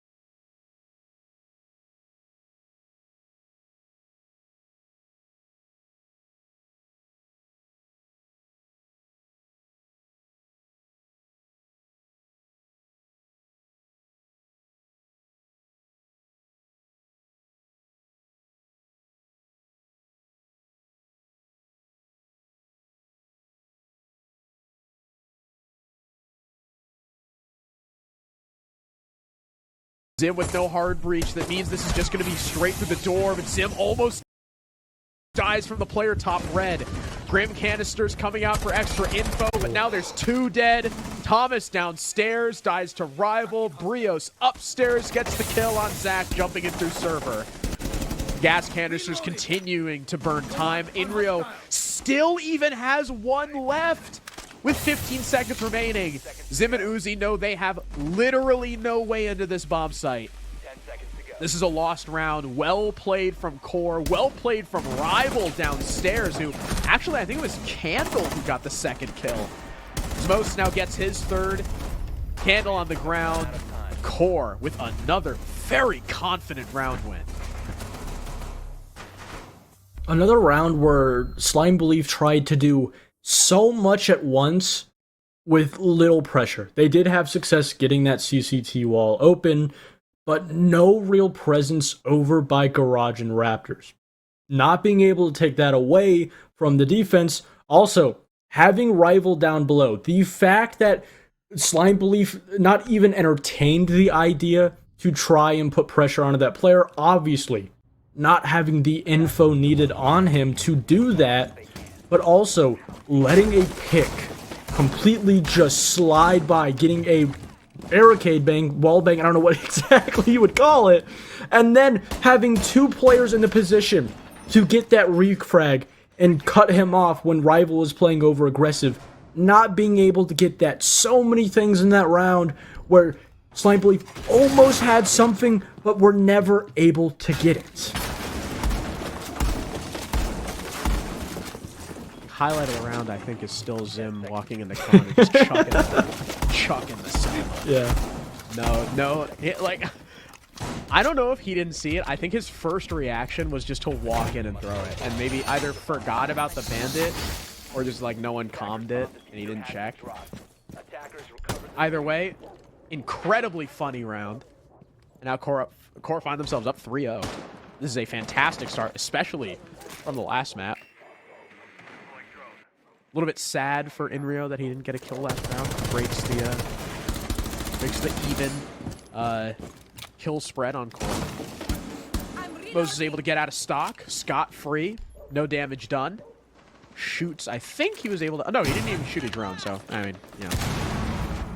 Kind of a nothing roam there, but he does get back. 1 mirror window dealt with thanks to Zim. That's the blue mirror, now dead. Also seeing this utility upstairs, which means, guess what? There's a roam. There's no one from the attack actually on the top floor, I think, except for Uzi.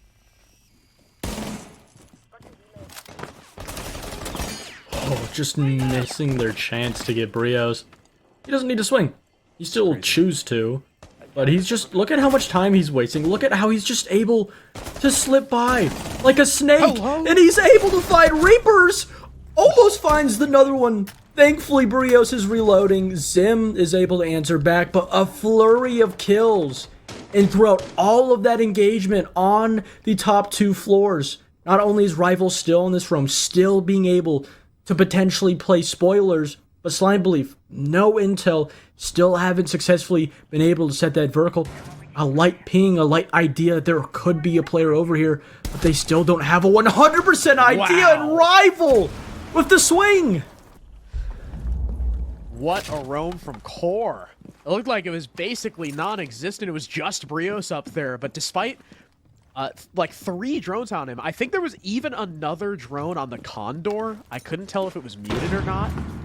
Basically 3 drones on him. He still picks up a kill, and then he's got support from Rival. Zach does take down the bandit, making this man count even once again. 2 on 2. Moses and Candle back-to-back behind this wall. Moses now looking to watch the hatch drop. Make sure no one from the attack is going to surprise them in Arsenal. Hatch is open and available thanks to Thomas. Looks like it's going to be a double up from this attack. Either both of them have to drop, or we'll have Zach on the hatch and Thomas attempting to plant Dark Spot. 20 seconds now remaining. Extra information being gathered. They spot 1 member in church. Looks like they've got the pings on the 1 in blue too. So Thomas now just drops, stuck in the Banshee, gets destroyed in front of him, and the plant is going down behind box 1. No C4 from Corby. They're just gonna have to swing for it and hope they get the kill. But Zach catches Candle, impacted the Kool-Aid wall. 1 versus 2 for Moses, trapped behind the box, and Zach rotates in to finish him off. And Slime Belief, able to trade themselves out consistently through the round, finally find the recipe for success. An overall troubling round that has been the theme for this Slime Belief attack. Allowing for Brios to just put those 3 players on skates. The fact that you had a player on highway, somebody on top stairs, the late swing allowed for Brios to shut that player down. But with 2 additional attackers there, a position that he's just not going to continue to win out, even with that huge swing from Rival, because Slime Belief did a great job at just playing together, always being next to each other, allowing for them to get those trades, those refrags, putting themselves in a 2v2, allowing for themselves to just play off of each other. just use that cohesion, that chemistry. The thing that they've been really falling behind the entirety of this best of series, the entirety of this entire event, you could even say, and with info to back it up, it's around that they should not have lost. A 2v2 that they were in the perfect position to win, but again, it's just one round, and if we've seen how Clubhouse turns out, you need at least an additional to have a decent half. Attacker's objective is to defuse a bomb. Now it's up to QoR to recollect themselves and learn from that round, seeing Slime Belief. No longer are they just taking solo 1v1s. They did a couple times that round. Still, their trade game much stronger than we've seen so far on Clubhouse. They're hungry for that second attack like you were mentioning. It's going to be Jim for QoR already. Server wall being opened. Moses not quite in time, but he does get the Selma before the second breach. And that's 2 used from Zim, just on that server wall. Thomas still exists on the Hib, but a Hib on this site, those X-Kairos trying to make your way through an X-Kairos hole on Jacuzzi wall, not quite the same as a Thermite or an Ace. Zim has since rotated over, and this breach, though, is going to be going on for free, so now Thomas can focus more on opening from afar. Oh my. Or opening these mirrors, but the C4, and then a follow-up from the X-Kairos again onto electricity? Hello? I hope for their sector games are bugged, because that's twice now. I mean, wasting that C4, sure, but you're able to not only get that extra Selma, force Habana to use a couple more of her X-Kairos, and then just having a player jump in with no info. Of course Moses is there to shut it down. Why wouldn't he be? In a round where Slime Belief are just not giving themselves any opportunities and just going for these isolated picks. An isolated creep upstairs from Reapers, even if he gets a kill, QoR well in a position to trade him back. I don't know, Goose. I think maybe that was the play. Yeah. Here comes the IQ. Oh. Does kill Rival mid-prone, but Inrio still there to keep the man advantage in his team's favor. They know about the walk-in, and what a shot from Inrio! Able to connect with the head before he hits the floor. Zim now in a 1 versus 3 inside Jim, but no case. He cannot even feign a plant here. Is able to finally pick it up. Mirror window bathroom denied, though no one's playing it. No C4 on the board for QoR. Means that this is going to come down to gunfights. Rios lurking on the main stairs. Everyone else peeled back to construction. QoR playing this perfectly. Such little time remaining. They know even if they lose these 1v1 engagements, every fight that Zim has to take is going to bleed time. But Brios is instead backed way off. Now a plant attempt, but the defense knows it's just a fake. Moses still hovering around the door. Up comes Brios now, spotting him through the foothold. Zim takes so much damage, he can't win the fight, and Moses is there for the assist. QoR make sure that Slime Belief are going to have to work a little bit harder for that second attacking win. Another round where I can really see Slime Belief trying their best to just play that checklist type of game. Open those walls, try to apply additional pressure, but not only were they not able to have success, they weren't able to fully commit to it. Just as soon as Ace was not able to get that CC wall, he was like, all right, not going to try to clear CC. Didn't put anybody on highway onto that CC single window. Didn't send anybody in below to try to creep their way up red stairs. To be fair, there was a very heavy extension. It wasn't in their best interest too. And then just mistake after mistake on the walls, not only wasting so much utility, but in turn, with the lack of it, wasting their own time. Forced to go for these over-aggressive, isolated plays. Slime Belief not having the best game plan, whether it be just Clubhouse as a whole, or particularly against what QoR is putting up on their defense, because it really just seems like they're just trying to play a game that they're not used to, that they're not comfortable playing with. It's so weird saying that too about a Clubhouse map. Like, this is the map that everyone plays. This is the map that everyone should know how to play. Slime Belief, they did win here on the basement. It's their one successful attack so far, again thanks to that trade game. Every time QoR dealt a blow, there was a follow-up from Slime Belief. Now rocking the Blitz. We've got the Deimos from Uzi as well, probably just in case they do spot any roamers. And that little helicopter drone will be able to track them down, but QoR have an adjustment. No roam. Every single person downstairs in the basement. We talked about earlier, though, on Cafe, how giving Slime Belief all of this free control so early in the round allows them to set up and allows them to play their game. Or maybe betting that it's going to be a different situation here on Club. Just one round. That's all Slime Belief needs is this last round. QoR doing their best, trying to just simply deny it. Moses doing a phenomenal job of just denying this space. Not exactly sure if it's the best use of those smokes. No one immediately near that position to just try and apply pressure. Zim losing so much damage. Not exactly sure if he was shot or if he just was above his breach charge. You can see that Slime Belief is adding this addition of Reapers on the Blitz to try and go for this dirt take, trying to go for this multi-directional push on to Armory. But again, if Reapers is shut down, if this has no success inside of dirt because he's taken so much time, especially with Abana shooting these Akiba barriers, they know exactly what Slime Belief is trying to do over in this position. Zim very low on HP. QoR with one gas canister remaining to try and stop the blitz of Reapers from barreling in through dirt. The first line of defense here is in Rio. Flashes come out and force him back. No, he'll stay, and he gets crushed by the blitz. Overstays his welcome in dirt and gives the control now to the attack. Impact's coming out, but Candle, he's got to worry about the dropped player. He lines up Zach, though. Now the blitz coming for him. Zim kills Brios. Reapers takes down Candle. Rival last man standing. Zim dies on the main stairs, and he destroys Uzi in the hallway. But the plant is being completed in the meantime by Thomas. Reapers is low. One bullet will kill this blitz. Rival has to take each 1v1 separately. He can't drop thanks to Thomas's overwatch. Rival missing his opportunity while that plant was being completed. Now down the main stairs. He reveals his location with a pre-fire, but can't get through the rotate Kool-Aid wall that's prone.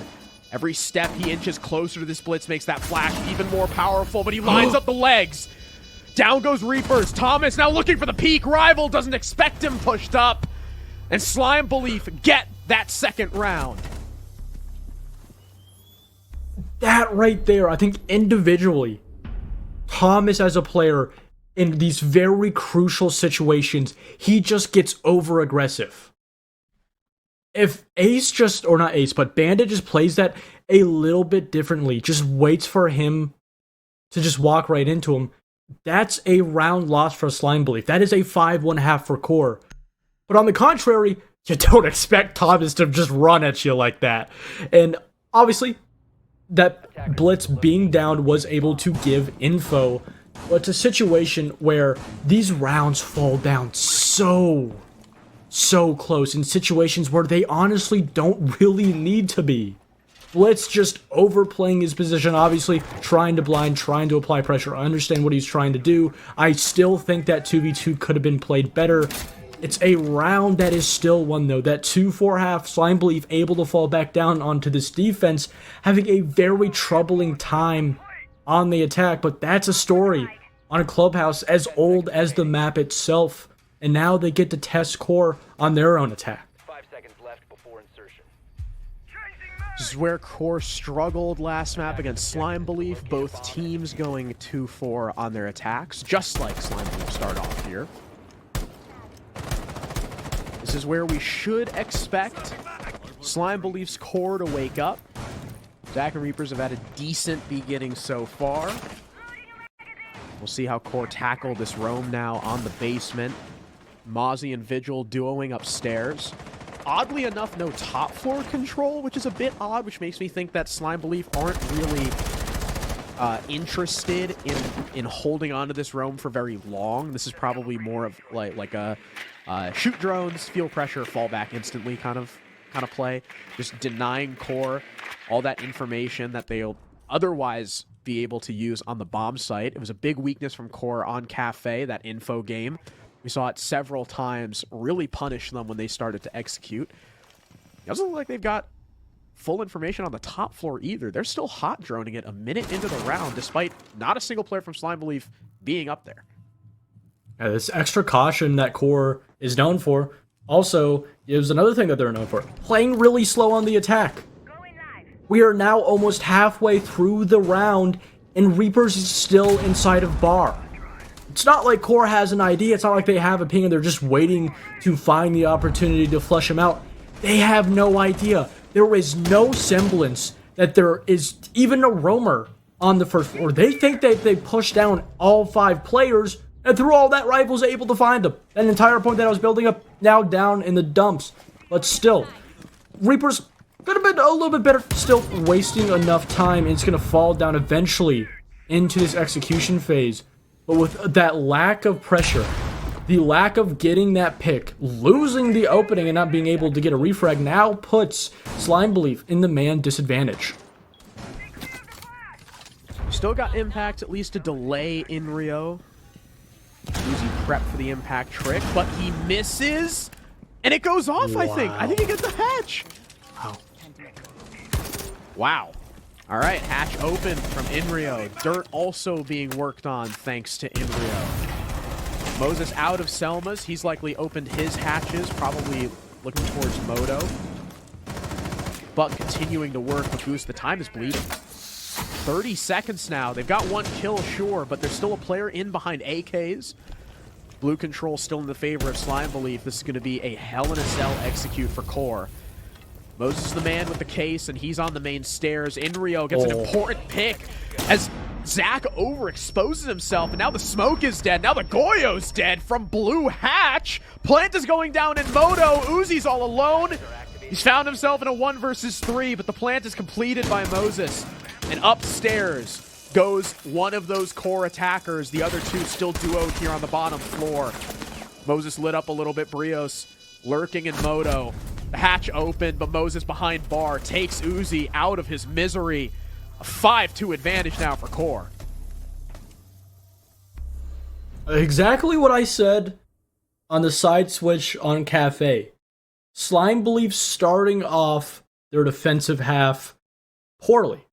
A round where they just didn't do a whole lot.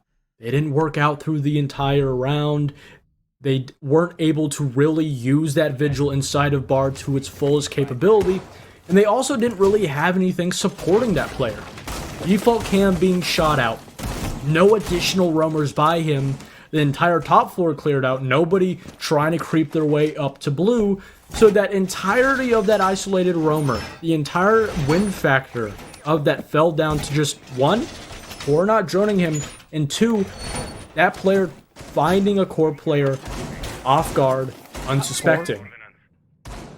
I see what you did there. And it's a round where they droned him, they shot him. That entire first half, that game plan failed. And it's not like Slime Belief did a good job of propping up different opportunities to get a pick, to get that refrag, and it continued to just dwindle after that. Now on Jim, QoR still rocking that double hard breach, and they've got Inrio on Sledge now to deal with the castle barricades that Reapers has brought. A lot of attention has to be paid, of course, towards Uzi, the bandit. Although he's in con right now. This wall is free. They're worried about it, as they should be, but yeah, this bandit's way back in con.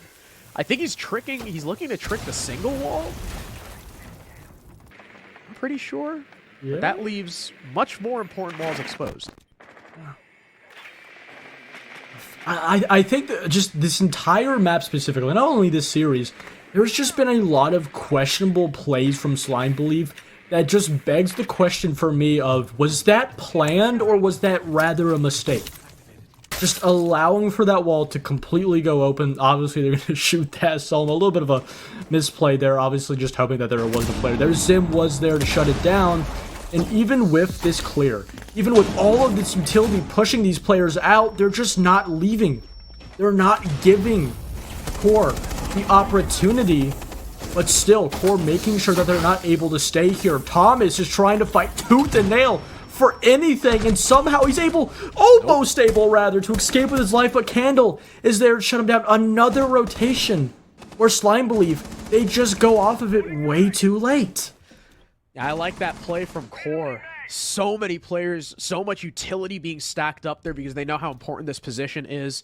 And Candle, who had already pushed way deep, gets the cutoff on Thomas. And now Inrio starts to go to work here on the windows, knowing that server is unpeakable for the defense. Castle barricades very swiftly being dealt with.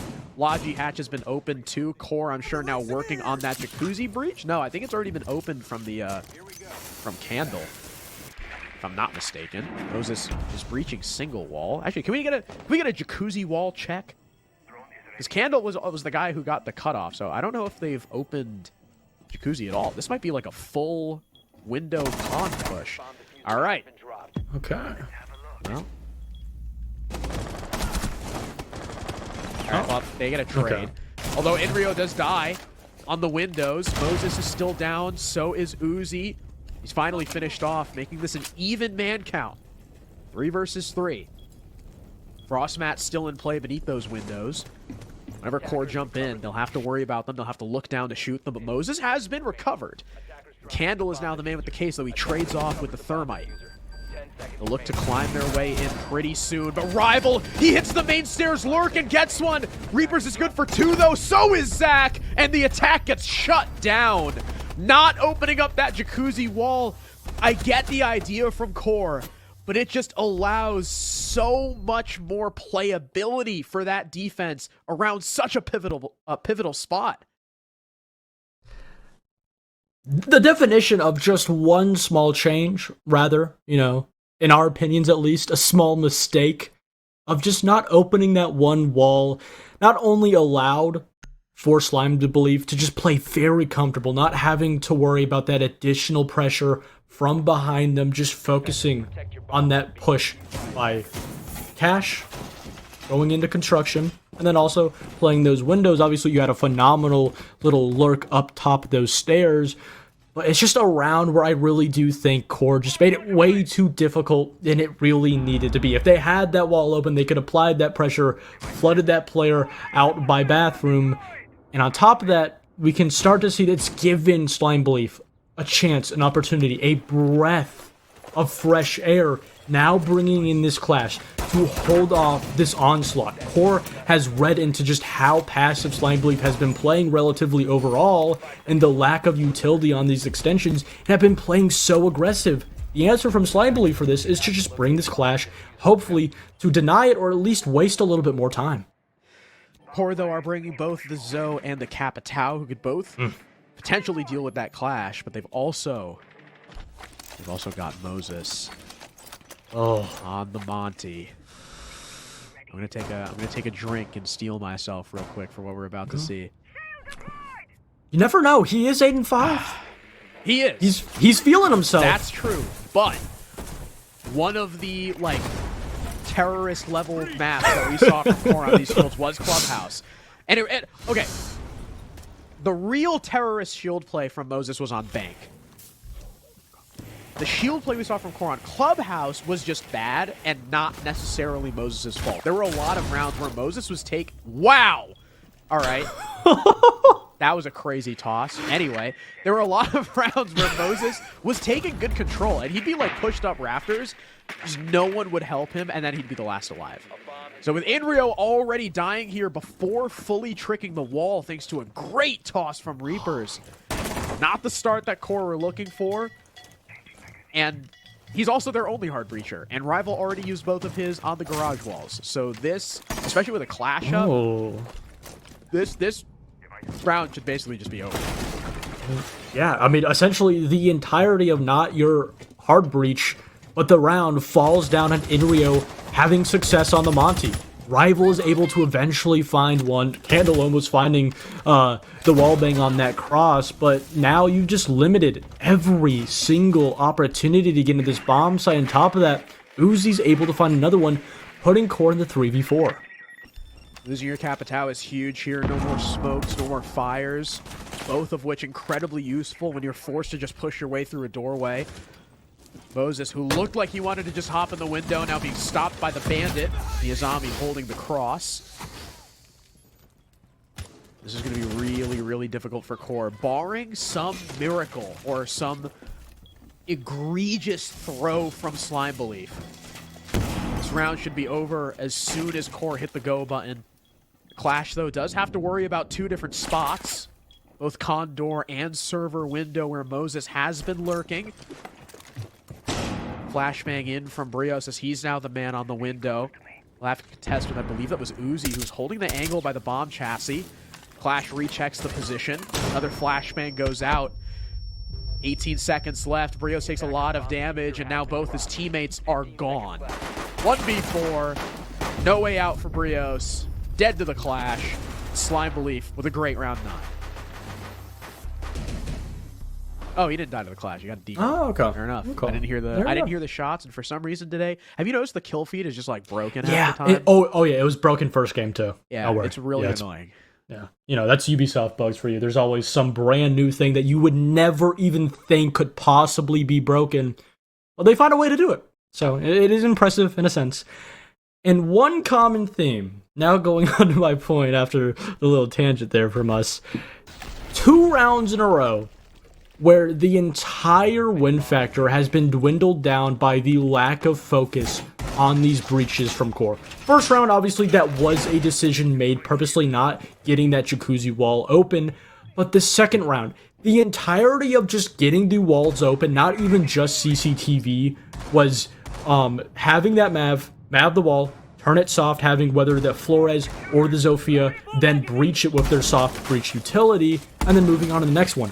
But because they just got that small C4 off, just that one kill, entire round essentially over, not being able to open these walls, not being able to clear any of these positions, allowing for Slime Belief to play very comfortable in their positions. And it's a common theme that if QoR do not continue to try and fix, Slime Belief, they'll take advantage of it. Now the blitz in play from Moses. Candle on the Brava seeing the Maestro pick as well. That's been one of the biggest complaints, I think, recently from attacker repick is like, dude, I can't play Maestro anymore because the moment they see Maestro, they just switch to Brava. Well, we got an example right here. So Candle, his primary targets are obviously going to be those bubbles. And there's one. It's free. You can just go Brava that.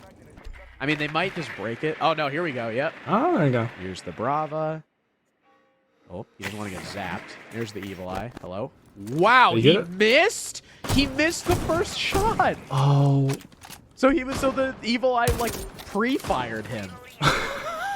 Okay, well, definitely not the way you want to start the round.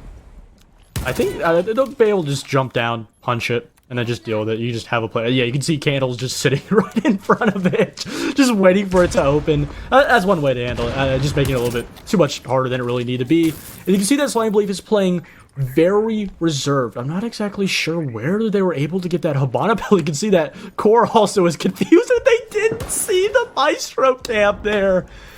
And sure, it does waste a little bit of time. You have Rival just sit on it, shoots it easy as that. But just look at how much time, just how much mental capacity these Maestros getting these hatches have opened. And even with a lack of roam presence from Slime Belief, these Maestros have done a relatively decent job of making up for it. QoR do still have a minute to play with, but it's going to be looking like yet another Hell in a Cell execute for them. About a minute left. We've still got drones on the board, but I don't know if any of them have entered the bomb site. They look like they're just kind of scattered around the map as of right now. Moses in the case is still outside, looking to come through dirt, and Candle is our first casualty on the blue hatch, but Rival with a quick answer on the Zim. 4-on-4 now. Uzi tasked with watching over dirt. Moses, though, the only man in here as the blitz, but he has dropped the case to Inrio, who will be looking to drop that kitchen hatch as Moses causes havoc in the bomb site. The man behind AKs, I believe, is the Warden of Uzi. Flashes come in. In comes the drop, and instantly Inrio's shredded by Reapers. C4 to follow up, gets a kill, and Moses finds himself alone.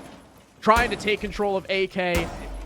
Was able to successfully pressure out Uzi, but there's 3 more bodies to find, and Reapers gets his 3rd. While it did take a couple of rounds, that only being 2, Slime Belief finally have been able to find that system on the defense. forcing QoR now to take their time out, and that system is just playing together. Falling back on that ability to read what QoR was doing, understand that QoR was trying to go for that full take. Adding that Maestro as just a small change, a little bit of a thorn in the side of that attack for QoR, because they didn't play with it before, because they were in such relatively unconventional spots, they were able to just get a couple of Hibana pellets, force that Brava to just go down, just sit in front of it and deal with it. These are just small tidbits that don't seem like a lot, but because it snowballs over and over and over, it becomes such a big problem, and that entire round could really just boil down as a headache for QoR. QoR just not really being able to deal with these small little changes that were in front of them. Tie score now. I'm thinking. Oh. I'm thinking, Goose. I'm thinking OT. I agree. I'm right there with you. I think it's OT. Unless Slime Belief still keep playing around this masterful clash that Thomas has been bringing out. If they do win here, we're going back on cash, where QoR were unable to clear it.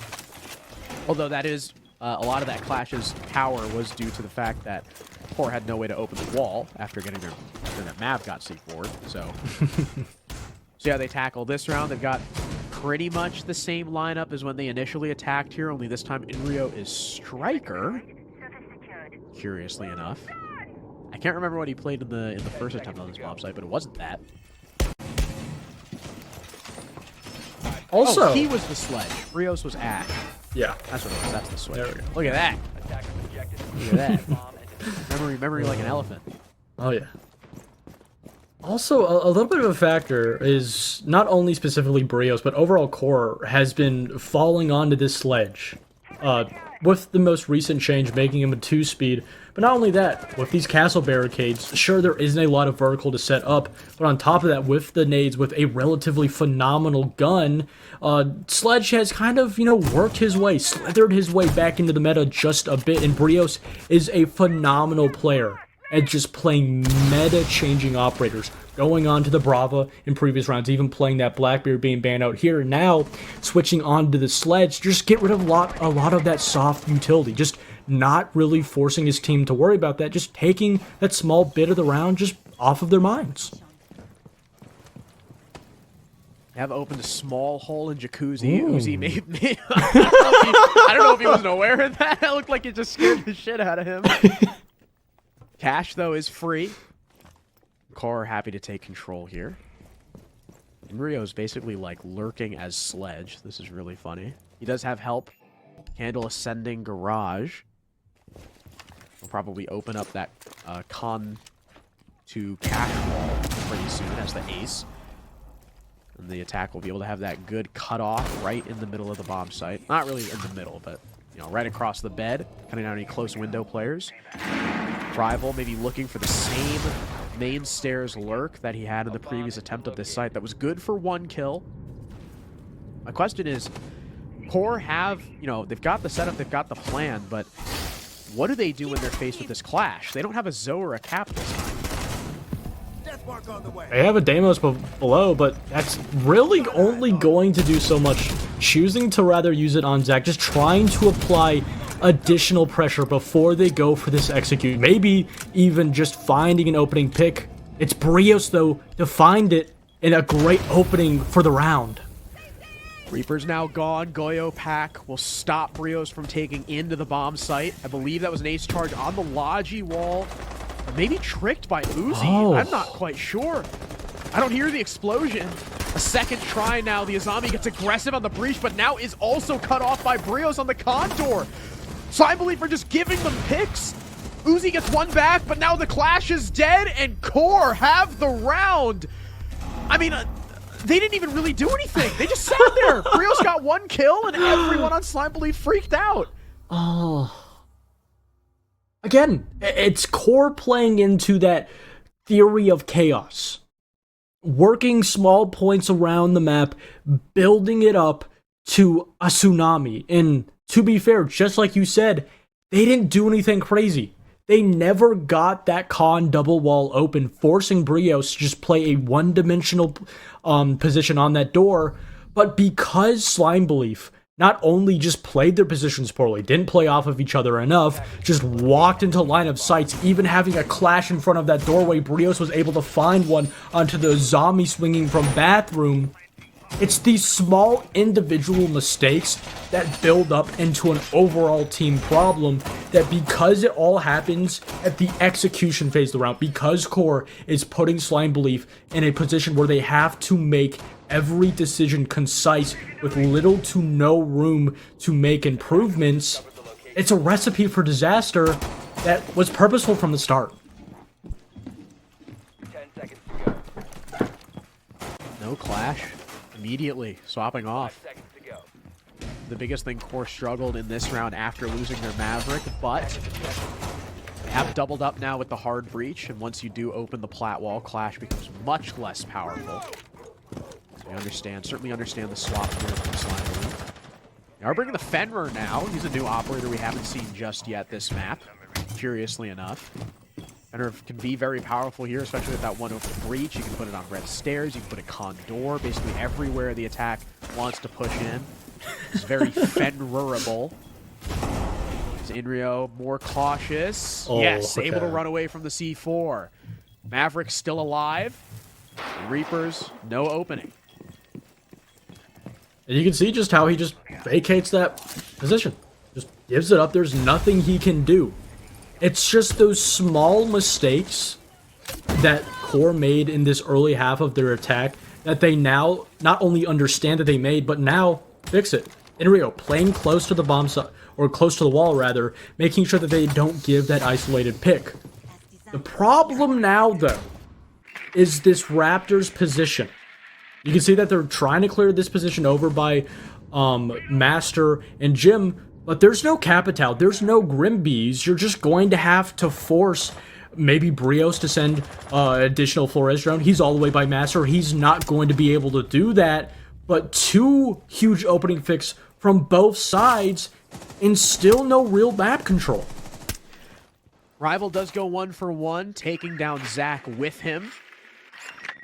Flores clears the Banshee on the other side of his door. Lucy of Thomas was playing very close to the sheet door. He has since backed off.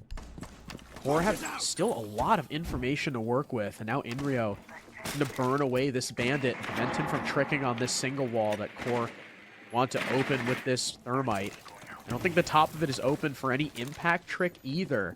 Yeah, curiously enough, despite having impacts, you're not going to go for it. Unless we see Thomas whip out the shotgun and open up right now, but no, they forfeit this wall. And QoR now have the split onto the bomb site they're looking for.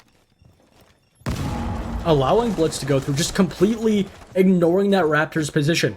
Trying to flood this cache bomb site.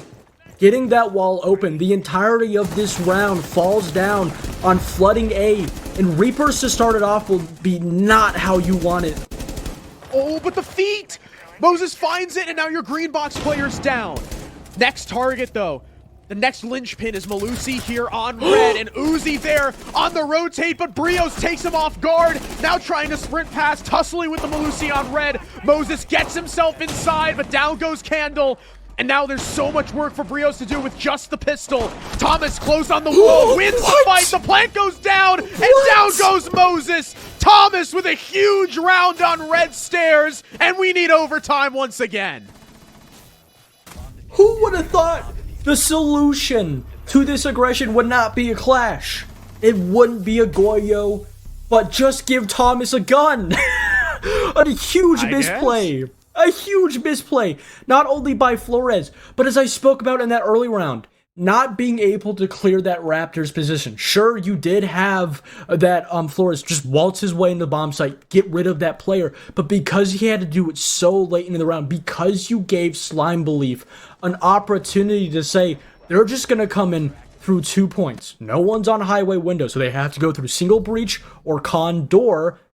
It's simple. They know exactly how to do it before. You take out the extra factor of those unexpected angles, those unexpected plays, not hearing anybody, not seeing any pressure from that CC breach, Another round where, because QoR played so one-dimensional and allowed for enough time for Slime Belief to read into it and then prepare to deny it, it's a round, again, I think we can really just say that entire attacking half fell short because QoR simply just did not do enough.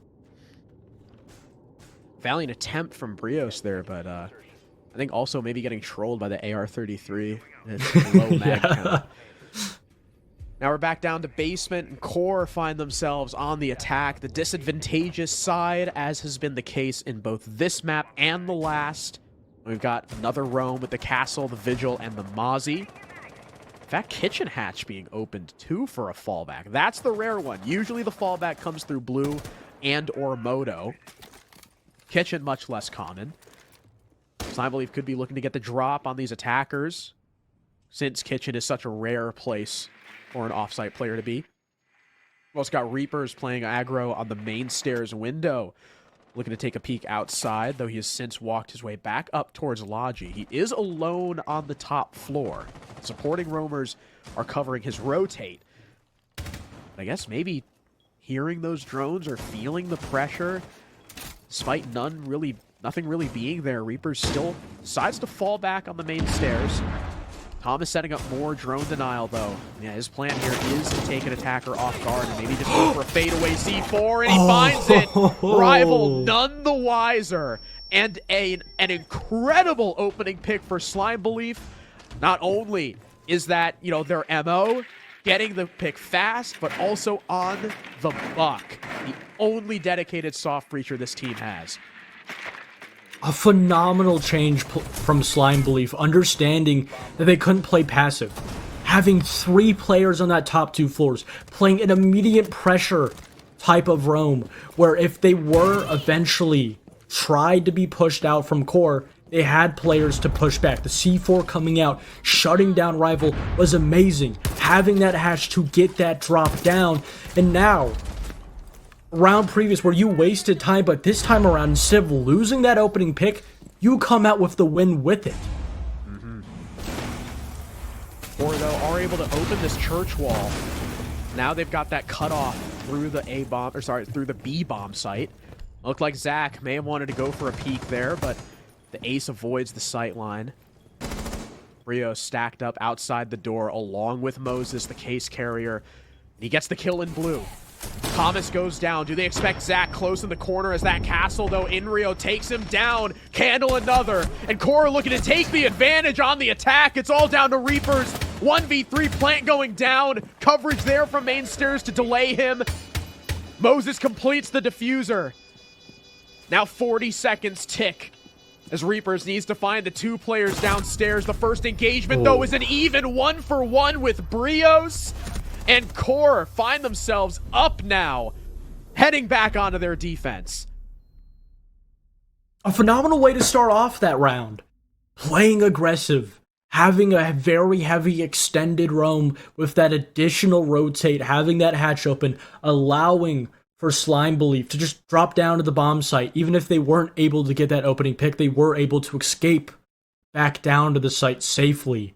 But it just came down to that execution phase, just playing way too passive. I'm not exactly sure if they didn't have the position set up to swing onto it, or if they just weren't fully expecting those 2 players to make their way into the bomb site at the time that they did, just timing it poorly. And I think that's been a major problem for Slime Belief. Not only on this map, not only on the attack and the defense, last map also, is they just haven't been able to get this timing off, allowing for QoR to make the first move, take a lot of control in positions that they probably should not have allowed to have been. And it's a round where we're, again, just seeing Slime Belief, that bag, not as deep as QoR's. 5 seconds left before insertion. See if Slime Belief can do the same thing and turn the tables on the side advantage here in overtime. Got a Maverick for themselves. It's Zach who's going to be tasked with working on this cash wall, despite this being a gym defense. Only the left wall is bandited, trying to bait maybe Thomas into putting it on the right wall. So Moses has an easier trick. That is Literally probably the oldest trick in the book when you're trying to bandit. Down goes the bandit charge. The Maverick as well forcing the bandit off, and that is a successful thermite there from Thomas. Moses not sticking around. But the long angle from Candle. Down goes Thomas. There's a refrag attempt, though, on the garage stairs, and there's coverage from Brios all the way from the cash wall. Reapers thought he had the drop on the Legion, but he goes down. Now it's a two-man advantage for QoR. Still in this Raptors position. Still haven't been able to push him out. Uzi also almost losing his life, but Zim is able to find one. Zach is able to back it up with another, and even for all of that difficulty, not only have they evened it out, but they also have trapped this player inside of Cash, and Zach, he's able to shut down Moses. All right. This round just went from terrible to epic for Slime Belief. I don't know how they just did that, but Brios getting taken out on the cover means that Zach is free to walk in and kill the player Rafters, and then Moses is stuck. The whole reason Zach was able to walk in is because Moses was playing too passive. At least I would assume so. And now it's a 3-on-2. Make it a 3-on-1. Uzi dumpsters in Rio, but Rival in the middle of the window, not expected by Uzi. Puts us in a 1 versus 2. Recently losing his C4 means he has no explosive. And as he crosses, wow, Zim one-taps him? Tell me. Come on. Give it to me. I mean, he got him with the first bullet, so, you know. We'll give it to him. We'll give it to Slime him. Belief with an immaculate recovery cash side. Also, our very first maximum over? I don't exactly know what you'd call it, where it goes over the very first like, 7-7. actual infinite OT. Yeah, there you go. But again, Slime Belief doing a great job of just not getting down in the deeps, not getting just that mental fortitude out of the window, losing those first 2 picks, not falling off because of it, not trying to play passive because we lost those 2 players. We don't know any idea. They continued to try to force the issue. And sure, we've seen rounds where that not only didn't lead to success, but then put them in a 1v5 or a 1v4. But that time around, because they just kept going, didn't unleash that pressure, didn't take their foot off of the gas, they didn't allow time for those defenders to rotate back, catching 2 players off guard, eventually finally being able to get rid of that Raptors player, and then also the bandit inside of Cash rotating way too late, putting himself in an island completely isolated, also being able to catch him off, putting them in a 3v2, relied on their bodies, relied on the info, and just played their ones. Wait, you know what? First infinite OT. I think this is cause for celebration, Goose. The king, he's back.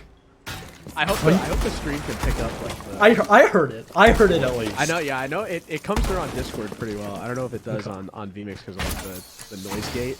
Oh, okay. Hopefully. Well, if really bad. Yeah, well, for the viewers at home who are not aware, he just popped open the Henny, the LeBron Hennessy, to celebrate. I love this stuff. I don't like it like on its own. It's actually kind of disgusting, but because it's a cognac, so it's got vanilla flavor. Mixing it with like Dr. Pepper or Coke, it literally just makes it taste like vanilla soda. I don't think I've heard people mix Hennessy with Dr. Pepper. That's a new one. I call it the Dr. Braun. You kidding me? It's freaking awesome. Thorough drone work from QoR, spotting no one in strip. This is a team that you really do have to check every possible corner against. Slime Belief also still rocking this Maestro, prompting the Brava pick from Candle. Are the Maestros in the same spots? I'd imagine one not. In the corner of kitchen and one upstairs in Logi. Oh, wait, I just saw wait, it. what? Where is it? Where is it? Hold on. Is it like on the jukebox? I think it is. Wow. Ooh. Okay, it doesn't matter. Maestro's just dead from the bird. Sick. All right. Well. Oh, it's right there. It's in the corner okay. by the stairs. Okay. All right. I mean, luckily, you know, it can't be shot anymore because they killed the Maestro. That's a great opening pick for QoR. Yeah, that is. I mean, phenomenal. And also, you get to still have Rival. not only an influential player, but your only soft breach player. Not a, oh, well, okay, you do have Brios with the soft breach charges, but you'd want to have that buck on the board. You still have that buck on the board. Taking Thomas away, taking that additional pressure away, now puts Slime Belief in such a difficult position, but one of those bandit tricks is able to go off. Zach did get the more important wall in the middle there, but in backing off because of it, Cora do establish the deeper angle with the second Selma. I think, yeah, they also have in Arsenal, they have the Evil Eye, so they've got information in the bomb site. Zach is starting to take some shots. There's a couple players in Moto looking for him. The C4 does not kill Inrio. He's got support from Blue. Reapers takes down Moses on main stairs, thereby dropping the case with 20 seconds left. Down go more players from Core. A 2-on-3. Zach kills Inrio. It's all on Rival. Slime Belief looks to take the lead. They've only got 10 seconds to hold on to.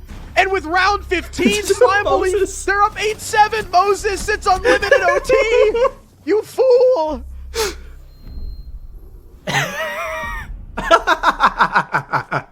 You know, there's a lot of times where I get frustrated at Battery for typing. I think Kai can agree with me. That was one of the times where I think it was needed. Battery's had, honestly, a very good hot streak this series. Crazy. I get frustrated, like, just from him being alive. Yeah, I know. His I mean, existence. Don't worry. The streak won't last long. He'll trip up eventually. It's Battery.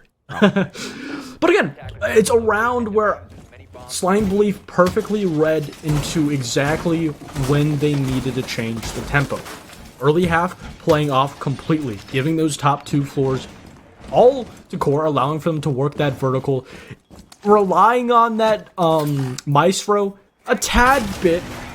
Maestro also losing his life, put his Maestro cams in the best position. Player himself not playing the best position, losing his life. But after that, understanding that Core was going for the exact same drop down, the exact same execution, they understood that if they just played aggressive, if they didn't allow for Core to walk into the bomb site and just make sure that Core had no room to breathe, that they wouldn't be able to get it off. And that's exactly what happened. And it's a tempo change, a shift in the momentum that Core hasn't really been able to consistently read into. Blitz and play for Reapers now as well as Slime Belief, maybe looking to end things quickly. Like, they're also being very thorough with their drones, making sure no one's stripped. Core do have a more extended roam than they've played so far, both Brios and Rival on the top floor, reminiscent of that other church defense, where they were both able to get kills upstairs before eventually losing the round anyway. Brios this time, instead of being in master, he's tucked under that Logi hatch. Rival is supporting him from the other side, holding on to Cash and Server. He's now rotated in through Khan.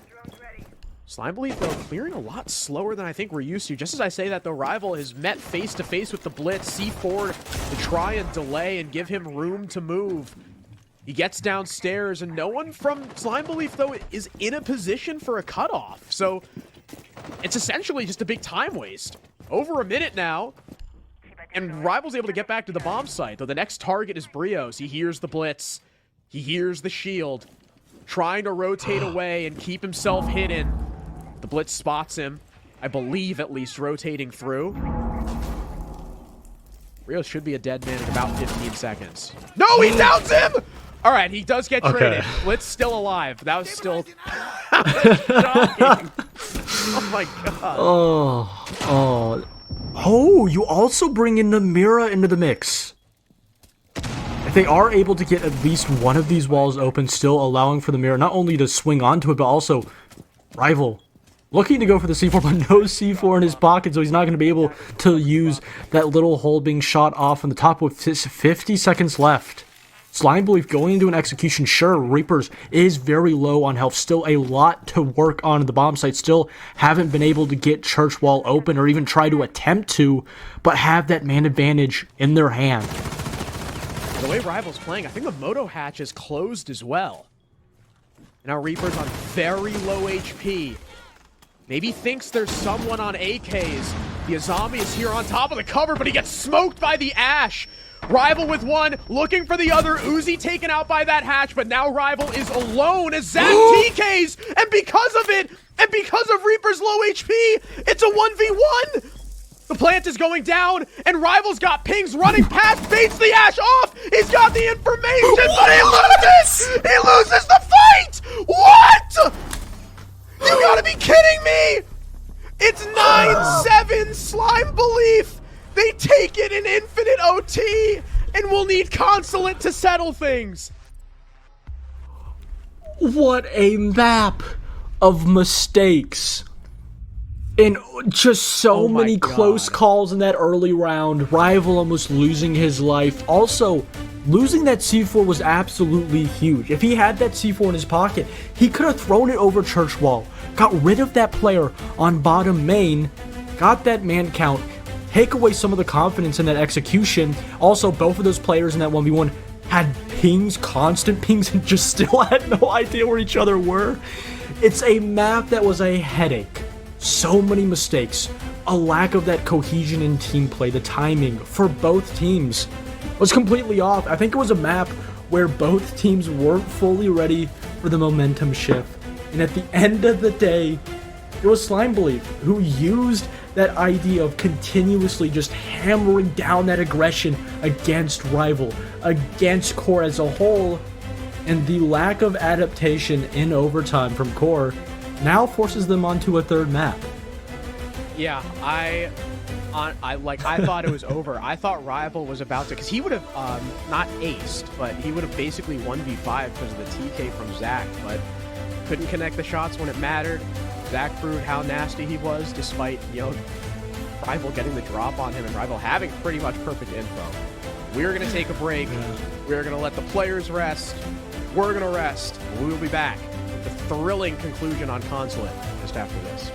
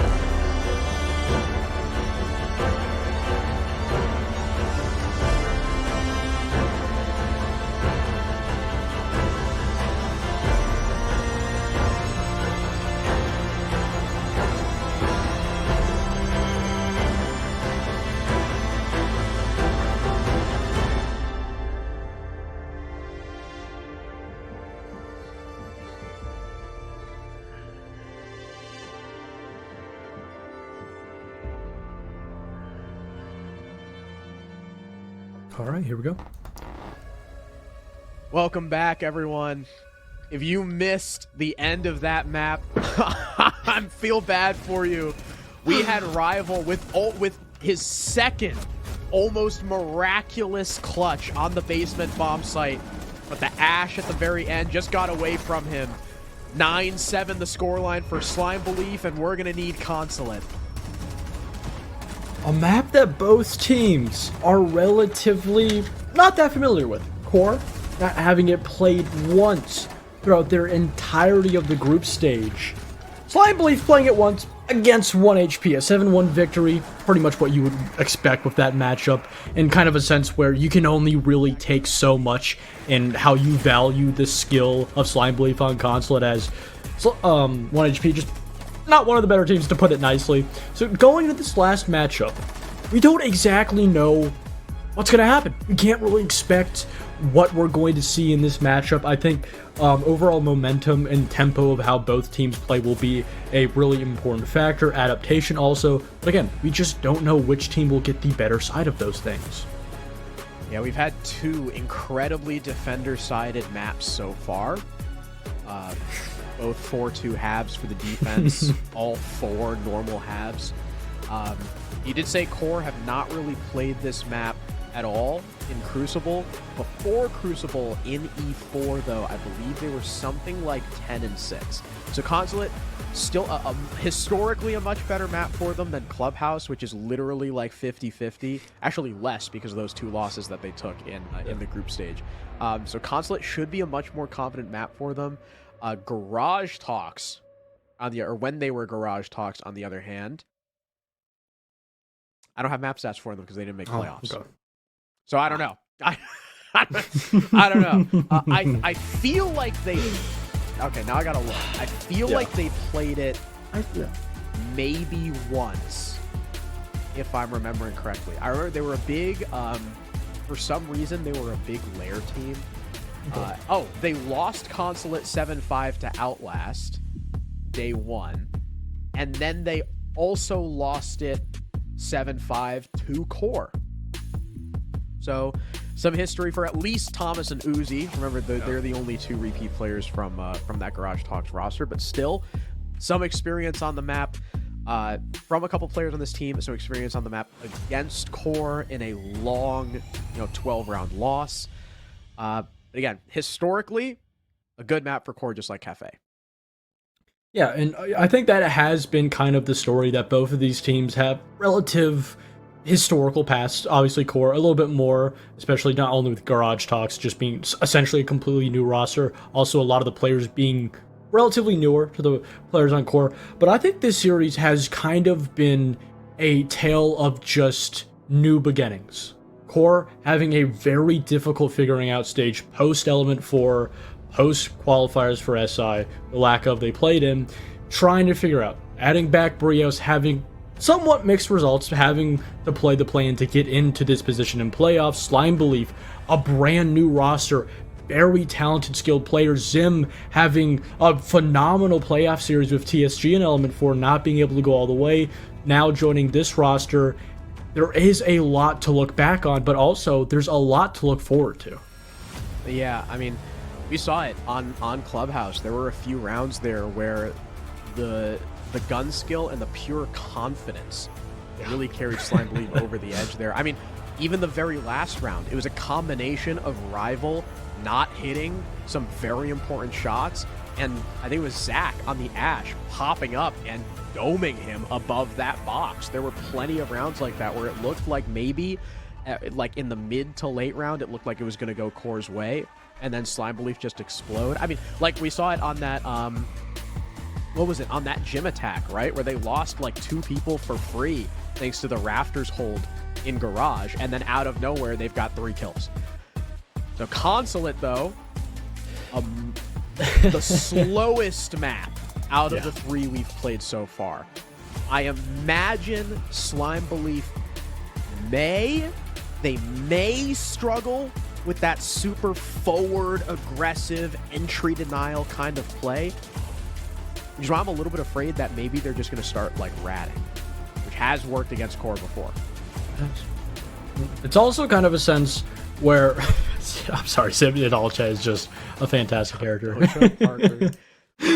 But I think it's also a sense where Core has had a lot of their own problems. And if you leave a gap up, especially on a map like Consulate, Slime Belief is well prepared to take care of it. Also, again, removing that Blackbeard off of the board, a very great spearhead that specifically not only Core, but Brios has used during their group stage plays, now getting that off the board. Slime Belief also making sure that they take off Dokkaebi.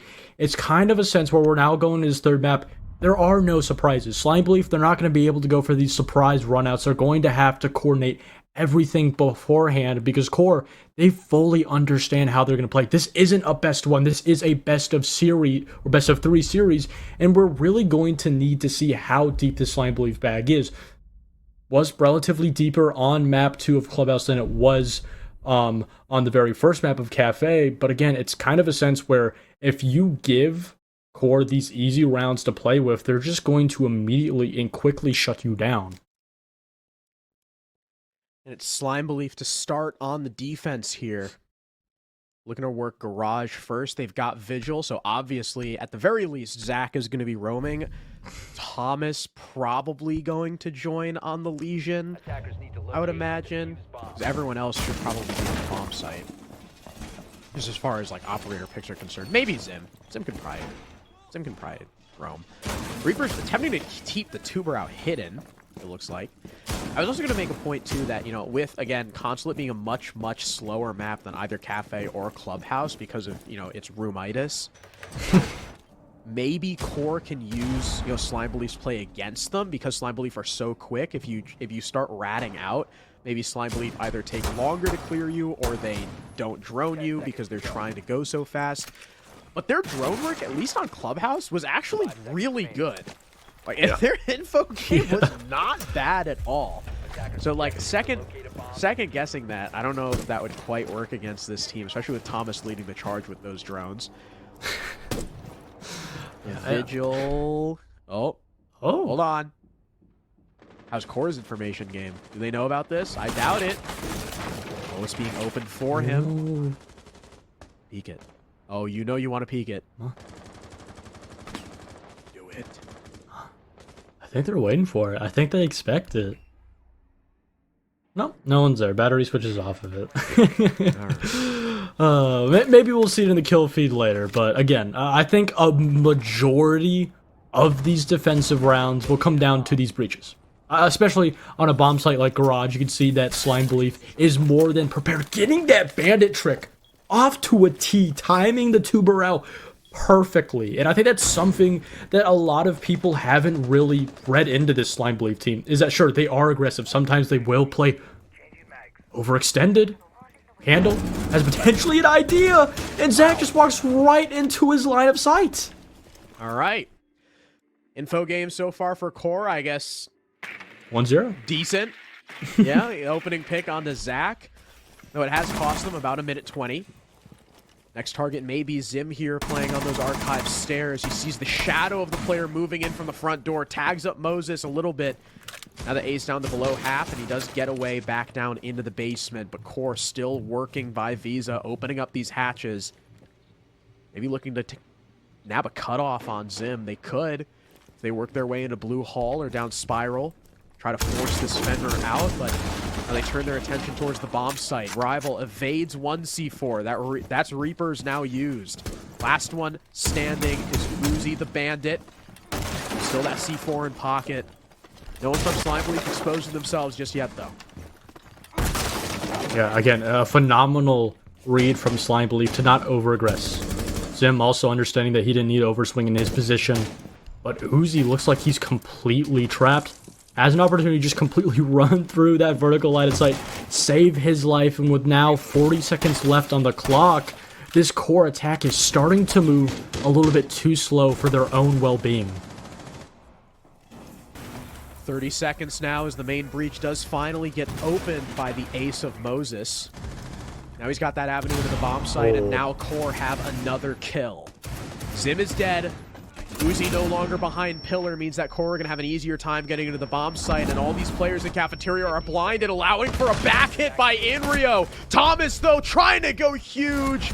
Can't find Moses getting that plant down. And QoR, they kind of buck the trend here, Goose. A first round attack win. A round where they just completely disassembled that defense. Reading perfectly into that Vigil. Having even an exact ping on him. Having 3 players in that top floor. 1 player, whether it be on the rappel or directly in office, is not exactly sure. And then having that buck run onto him, shut him down. QoR doing a phenomenal job, but not only making sure that their info game was on point, but also their positions were on point. Having 3 players, the players in position to get the refract if that buck somehow did lose his life. Good for him, though.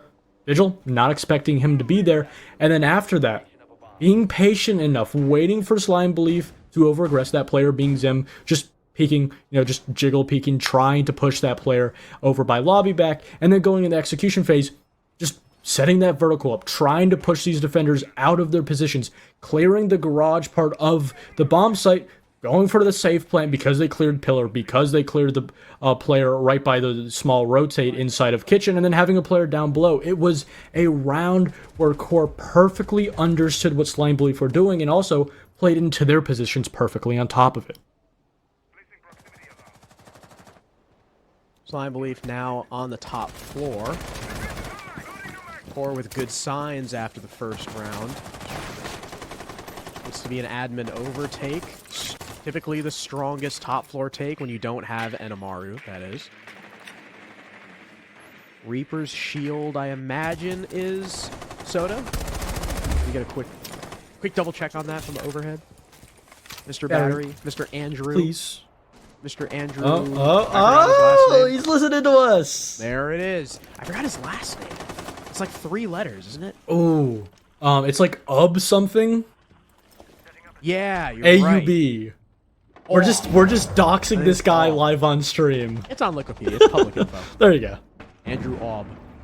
Double A. Zach, though, with similar play to what he tried to do in the first round, and he gets... no, he doesn't get this drone! They spot him. And he gets taken down by Rival! He's in a position to cut!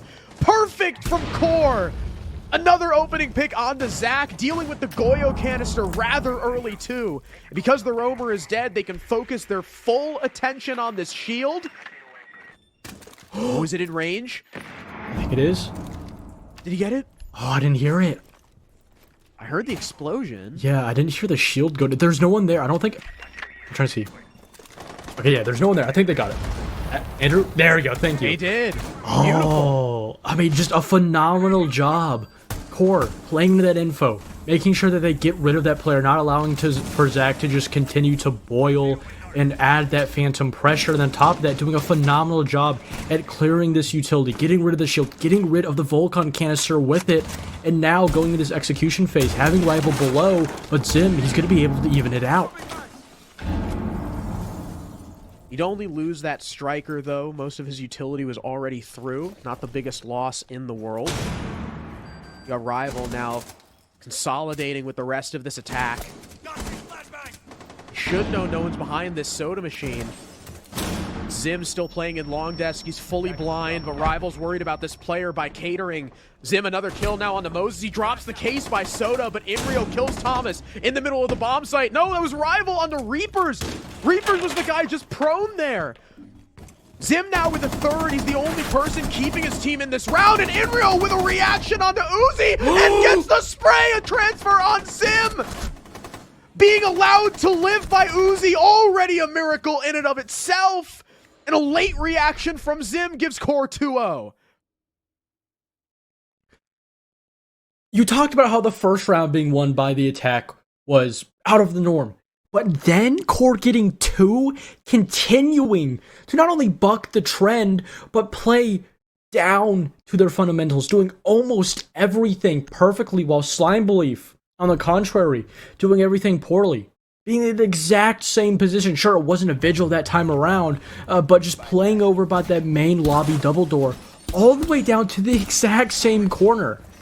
Core just sending a drone in just like they did in the round previous, being able to find that player again a lot earlier on, and because they were on their info, because they were on that player info, and they didn't allow for Zach to just completely waltz away onto a different point of the map, applying additional phantom pressure, they allowed themselves to go into that execution, clearing that utility, also doing that perfectly, while Slime Belief playing way too passive at the wrong moments in time, overswinging, giving those isolated plays, and if it wasn't for a hero round for Zim, they would have had no opportunity to win that round.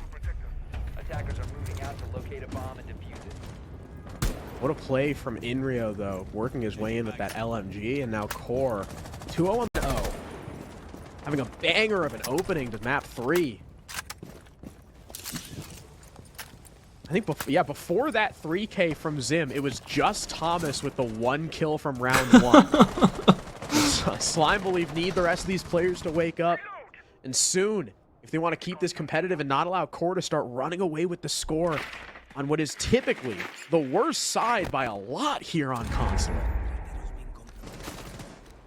I mean, the stats prove it. Every single region, every league, this map, one way or another, if it's a 4-2, a 3-3 half, is favored to the defense. And if Core can just get this one round, even if it's, you know, another round in the previous, Slime Belief are able to win their first tier, if they're able to just get 3 rounds on the attack, all back to the defense with a 3-3 half, maybe even better, and there's not a sense where Slime Belief is giving me something to say that this won't be a winning half for Core. Obviously, still very early on in the round, you can see just how precise they are moving, how slow they are moving, and Slime Belief not really changing a whole lot up, especially in this extension, but that nade will be an absolute failure. We'll be able to get that Volcom canister, but able to not clear the shield. The second one does, though. Zim allowed to rotate out towards long desk, however. No one from Core there to cut him off from the hallway, so still alive now in the time. Much lower than the previous attempt on this attack here from Core. Plus, they don't have an early freebie on Zach. We're looking at probably a late-ish 5-on-5 execute for Core. Seems to be in the cards. No C4 from Thomas, though, the only C4 on the board, and no smoke. They're going to have to directly challenge this plant attempt and the cover, but the cover gets smoked, and the planter as well. Thomas with 2, but Core with their own. 3-on-3 now. Thomas low, and cut down by Candle, playing by Soda. Man advantage, Core. Taking control of long desk. Zach looking for the reswing, takes down Inrio with a nice headshot. But the time still in Core's favor, 30 seconds left, and now the man count as well. They see Zach attempting to retake in through long desk. The diffuser recovered now by Rival. Buck making his way in. He's deep in the bomb site, trying to isolate Zach and cross him up. Candle taking more pot shots, softening up this Fenrir as now the plant resumes thanks to Rival. Hidden behind the overturned table, he gets it down, and now the pre-fires reveal Zach's location. Core start to back off, playing off each other's contact. Rival incredibly safe, with Candle holding this rotation, I believe, from the other door. Goyo will make sure no one's playing in the corner, so Zach, a little bit of an information there, but still so passive from Candle. Core, 3-0. If there is any point to take a timeout, it's now. Honestly, in my opinion, unless somehow in one weird way, and to be honest, with how today has gone, I wouldn't be surprised if this is an attacking-sided consulate, but there's a lot of doubt in my mind, and a lot of statistics and info to back my claim of just probably not going to happen. So I think the lack of timeout could be very dangerous, but on top of it, there's just so many problems. Nothing is going Slime Belief's way. The coordination isn't there. The proper use of utility is somewhat there. It's not like they're placing these shields and Volcom canisters in bad places. It's just being cleared so quickly. And, oh, yeah, okay. I thought I lagged out for a second there. But it's a sense where on top of that, with all the struggles of Slime Belief, every single small piece, the early drone game, getting rid of the roamers 2 times, completely untraded, getting those entry picks in the favor of Core. working that vertical, understanding how this defensive setup has been in place. And it's kind of a sense where you have Slime Belief at their lowest and QoR at their best, and there's really only so much you can do if you are Slime Belief. Speaking of only so much you can do, being held hostage by the servers right now. It's Or, Battery's though, I doing. mean, real. It is. Always blame him. The core attacks so far have looked. Don't speak to us. Oh, no. The core attacks so far though have looked probably the best they have all series so far. Yeah. Like, except for like a couple key moments, like for example, Slime Belief holding down Long Desk in round 2, right? Specifically Zim. Or Thomas running up and, dumpstering Brios in the cover. The important thing is that core have basically every angled covered. So even if something like that happens, they're able to respond. Too many times we saw on Cafe and Club, Slime Belief go for a big play, it works, and then core are so frazzled, they just start making dumb mistakes or start going for 1v1s and not trading each other out. It's been like a complete 180 on the final map, and Slime Belief seem to be unable to handle it, which is really, really worrying.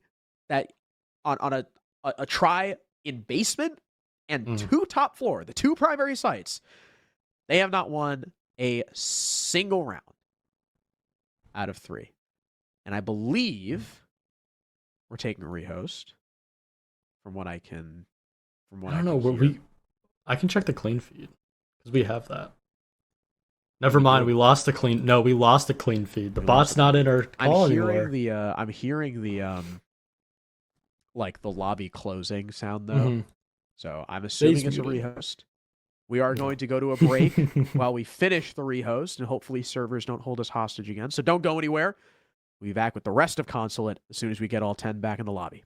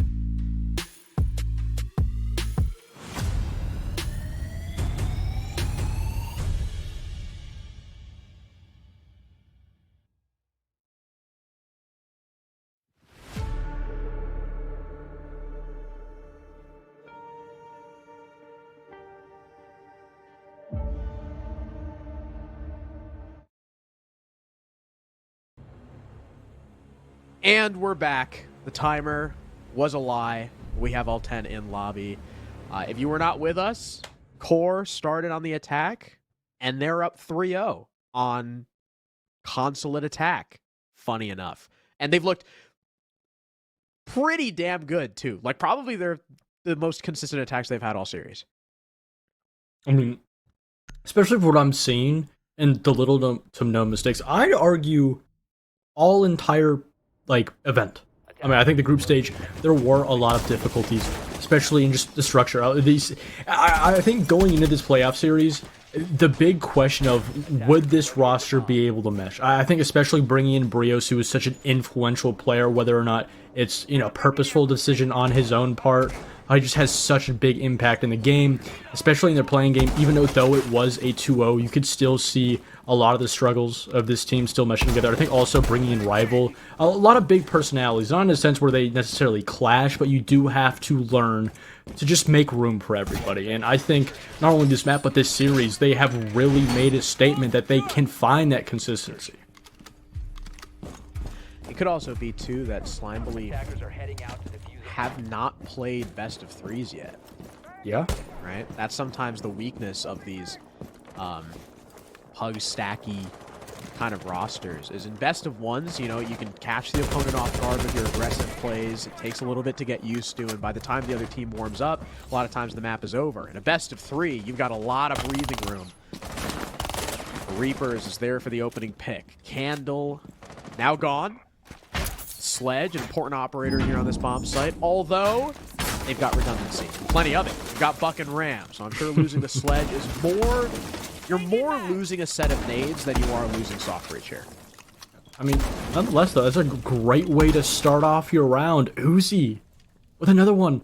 Now shutting down Brios. He had another soft breach operator.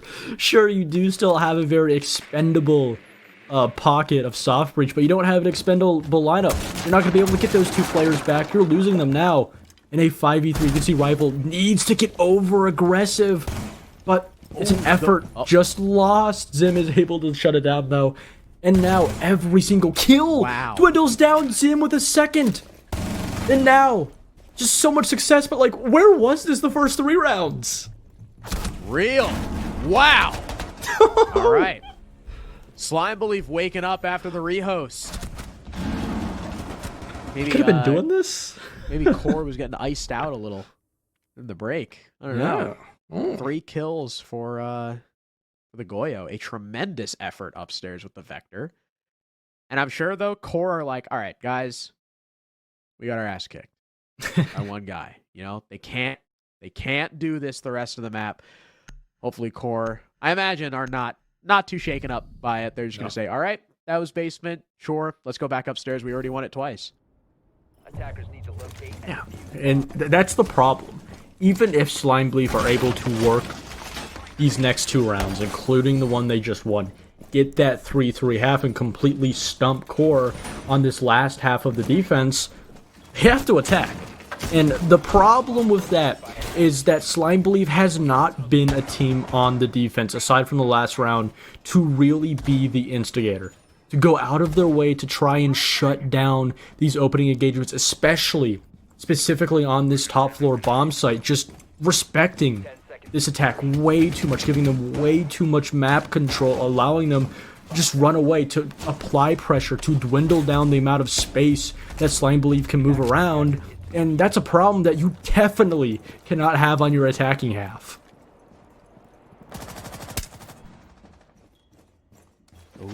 Oh. What is his plan? Can't jump out. Do it. Do it. I don't know. I don't know if you even can. No, you Can can't. Jump out that You window? can't Yeah, jump I out was that gonna window say, now. Don't you just die if you do that? So. Yeah. Or well, you would die if you could, which is why you can. Which is kind of annoying. I wish Ubisoft didn't do that. Yeah. Let me vault out any window I want. I don't think any other map really does that, though, consistently. No, there's other maps that you can't. You can't jump out solar window. That's true. LA. Yeah. Um, That's like 3 floors. You have 2. yeah. There's windows you can. Wow. All right, Zim just walks in. Cool. Incredible. by Azami with 2 minutes left in the round, so all those Kivos die in the pocket with her. And QoR have a bit of free map control now with admin. I'm sure no one else from Slime Belief is going to be peeking.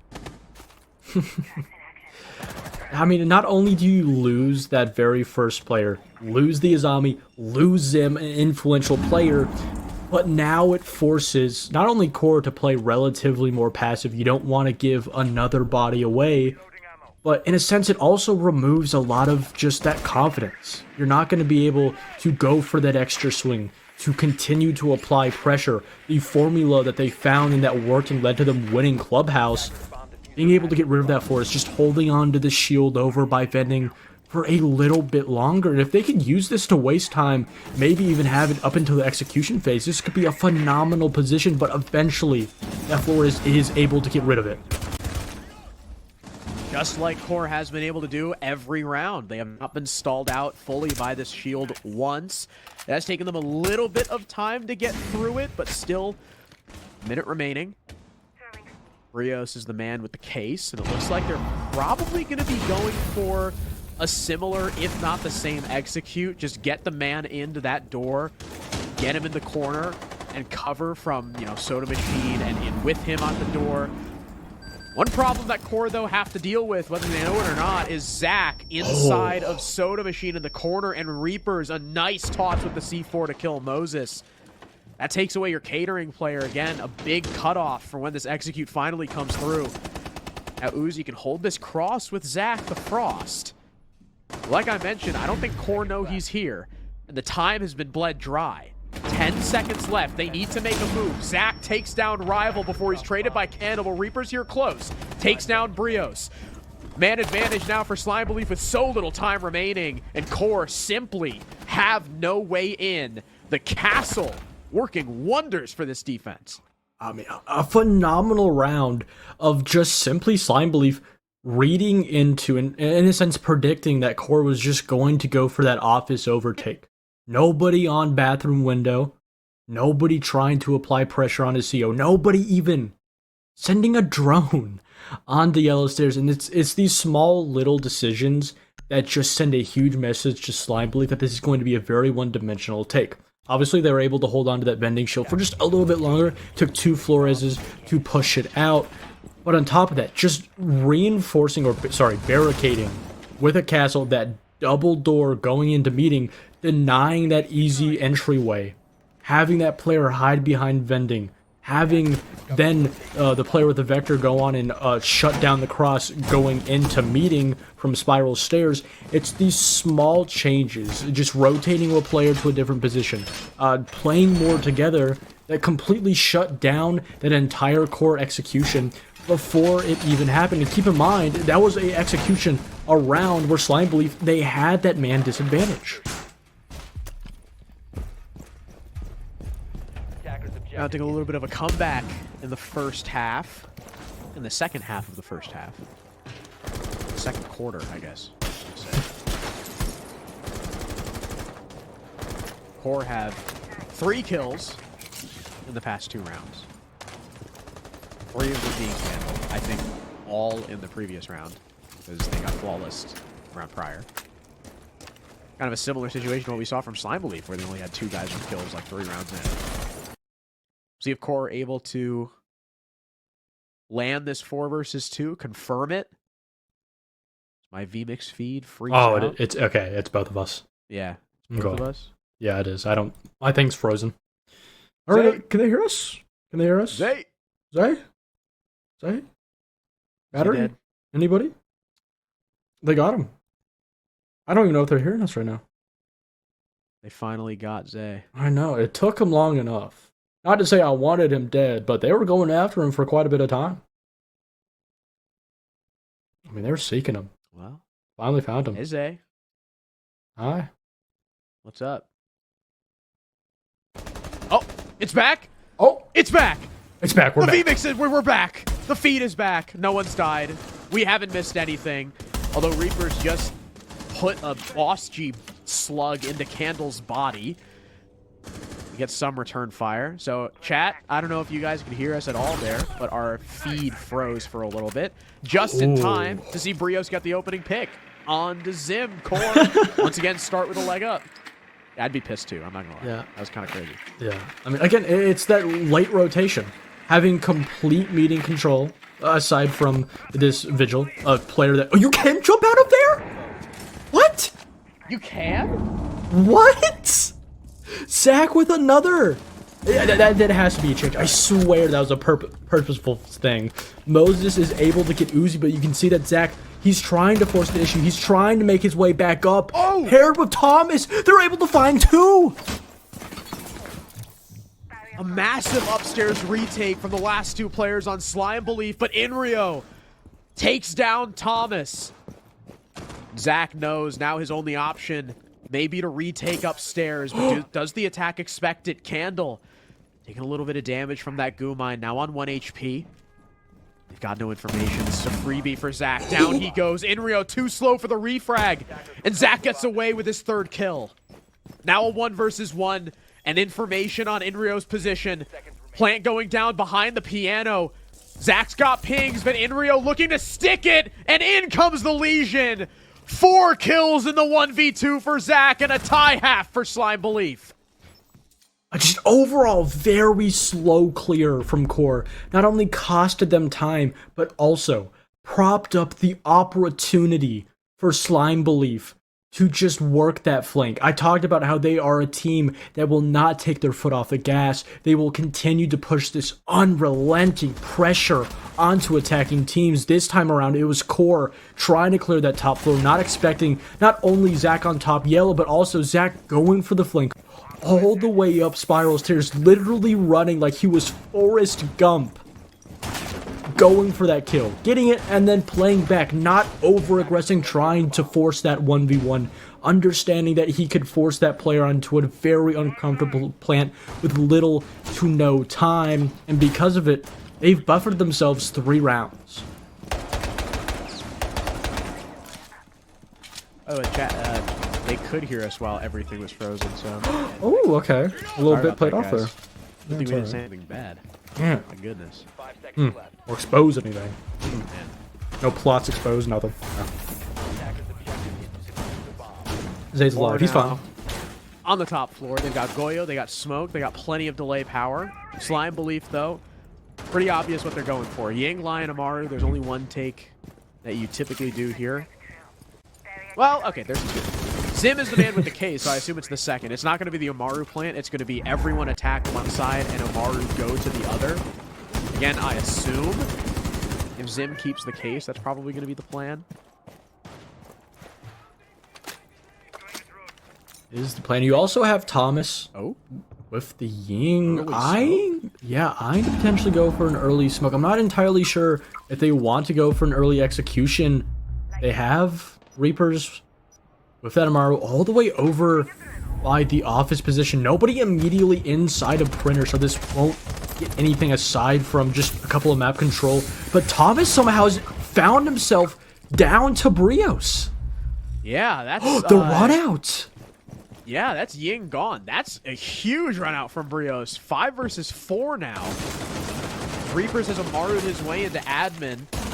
The barricade stops him from getting any easy control, and Brios destroys him through the barricade. What a shot! 2 kills for the Goyo, and an incredible advantage, but Zach coming in from the yellow stairs as Brios gets his 3rd.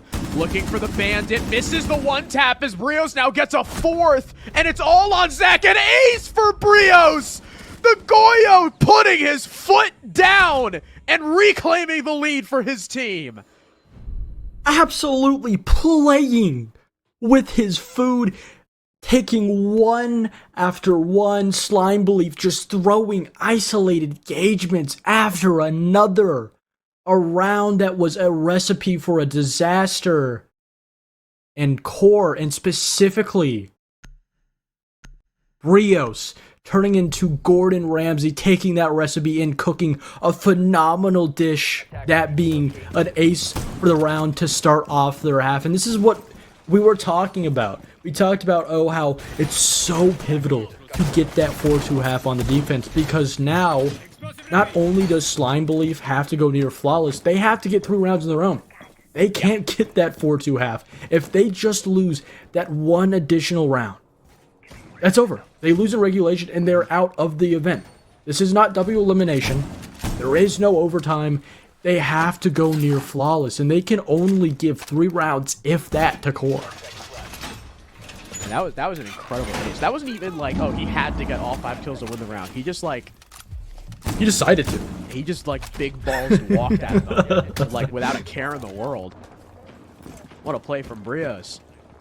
Now Slime Belief attacking basement. They've brought only the Ram as their sole source of soft breach. They've got breaching charges and of course, you know, the bailiff from Uzi for what it's worth. But it's mainly going to fall onto the shoulders of Reapers. And if you lose him, you basically lose like 80% of your verticality. And of course, they will have to clear out Candle and Brios first. 2 players all the way on the top floor. Rival's dead to Reapers in the middle floor. So they just, alright, they just cut right through the roam and they just go to work. Not a care in the world. And that's why they're getting punished by the verticality. Reapers somehow doesn't die there, but now he's like, oh, guys, there's a roam. Somebody up here. There's not just one somebody. There's 2 people. Those Grimbees being shot over by CO. Window will not be able to find that additional Maluzi. And even with all this control, the vertical now being set up with Reapers, they have to worry about this top floor control from the roam. They don't have any immediate idea, immediate info on where these players are, so a little bit of phantom pressure is starting to creep up on Slime Belief. They're trying to set up these crossfires, denying this space. They understand relatively the line of sights where they're going to be able to take, but a trade from Brios and Zach is able to shut down. The Fenrir now dead, but still Candle lurks upstairs. He's still got vertical. He's also got impacts. He can create an angle from the top floor down into garage to watch the breach or the default plant spot, but he's put himself in piano instead. And he loses the fight to Reapers. What a crucial shot from the Ram. Now both the last defenders in the bomb site. Moses may be looking to retake. He knows that if they both sit here, it's like shooting fish in a barrel in this 4-on-2 with how much utility that Slime Belief still have. Reapers gets healed up by Zim. In the middle of the bomb site is Uzi, searching for this kill. Reveals his location as he lights up the shoulder of one. Inrio takes down one, but can't get the second, and now it's all on Moses. Spots the head of the Thermite for a second, wins one fight against Reapers. Here comes Uzi for the trade attempt, and Moses loses the re-engage. Slime Belief tie us up once again. Winning their very first attacking round, almost crucial. You don't want to get QoR to allow them to have that second round in a row on the defense. Slime Belief doing a phenomenal job at one of the main factors that I predicted that they would need to rely on is that gap spotting, specifically Reapers just waltzing his way through that roam, finding Rival early on, almost losing his life from that vertical on that top floor extended hold from QoR. It didn't matter. He was in a safe enough position where they weren't able to directly apply enough pressure to get that refrag, to kill him, and because of that, allowed for the rest of his team to take that position and deny QoR that flank, setting up those crossfires, those kind of flank watches, where even if QoR wanted to, and they did eventually try to, they were shut down, forced to go back to the bomb site. And it's a round where throughout all of it, Slime Belief had control. Yeah, I mean, it comes down to some crucial 1-versus-1s. Like if Candle gets that, or not Candle, the Fenrir, Brios, I think it was. Brios gets that kill that he was initially looking for through the floor onto Reapers. That could be a different round. If Candle, retaking Piano, lands the shot on Reapers, it's a different round. You know, I mean, Moses was in a good position to win the 1-versus-1 with the Grim down so low. So it's still close. I think it's the important thing to remember here for QoR. They still have not been out of the fight just yet on this second half. Now we work our way onto Piano. Something that QoR are doing that Slime Belief did not is rotate the bomb sites despite the loss. Candle allows the Blitz to swing in. Maybe slipping past. No, they are aware, and Reaper's an easy kill onto Candle. Takes a little bit of damage in return, but as Brios retakes in, he doesn't expect the follow-up through the window from Uzi, despite repelling being one of the loudest things you can do in the game. Maybe the comms being cluttered up a little bit there. But Slime Belief leading now in a 5-on-3. Could be looking to take the first lead of the map for them. And that would be absolutely huge, again, on this attack, which should be the weaker side on Consulate. You see Moses just trying to do his best job to hold on to this control, potentially find a pick before he rotates, even having a ping, understanding that Inrio has pushed up very deep into this position. But an overswing from Zach gives them exactly what they've been seeking. Also getting Reapers with it. Not only are they able to find one, finding an additional one and getting the spearhead of Reapers on that Blitz off the board. That's why every point of damage you can do to that Blitz and any shield player is so important. And when you get him that low, he needs backup. You can't be taking solo like that when you're below half. Case in point, Reaper's alone there. There's no one to back him up. He just dies for free. That could have been a 1-for-1. And Slime Belief's still in the advantage. They've got information on one of the players on site. That's Rival now stuck in the corner behind the divider. Zim can't land any shots.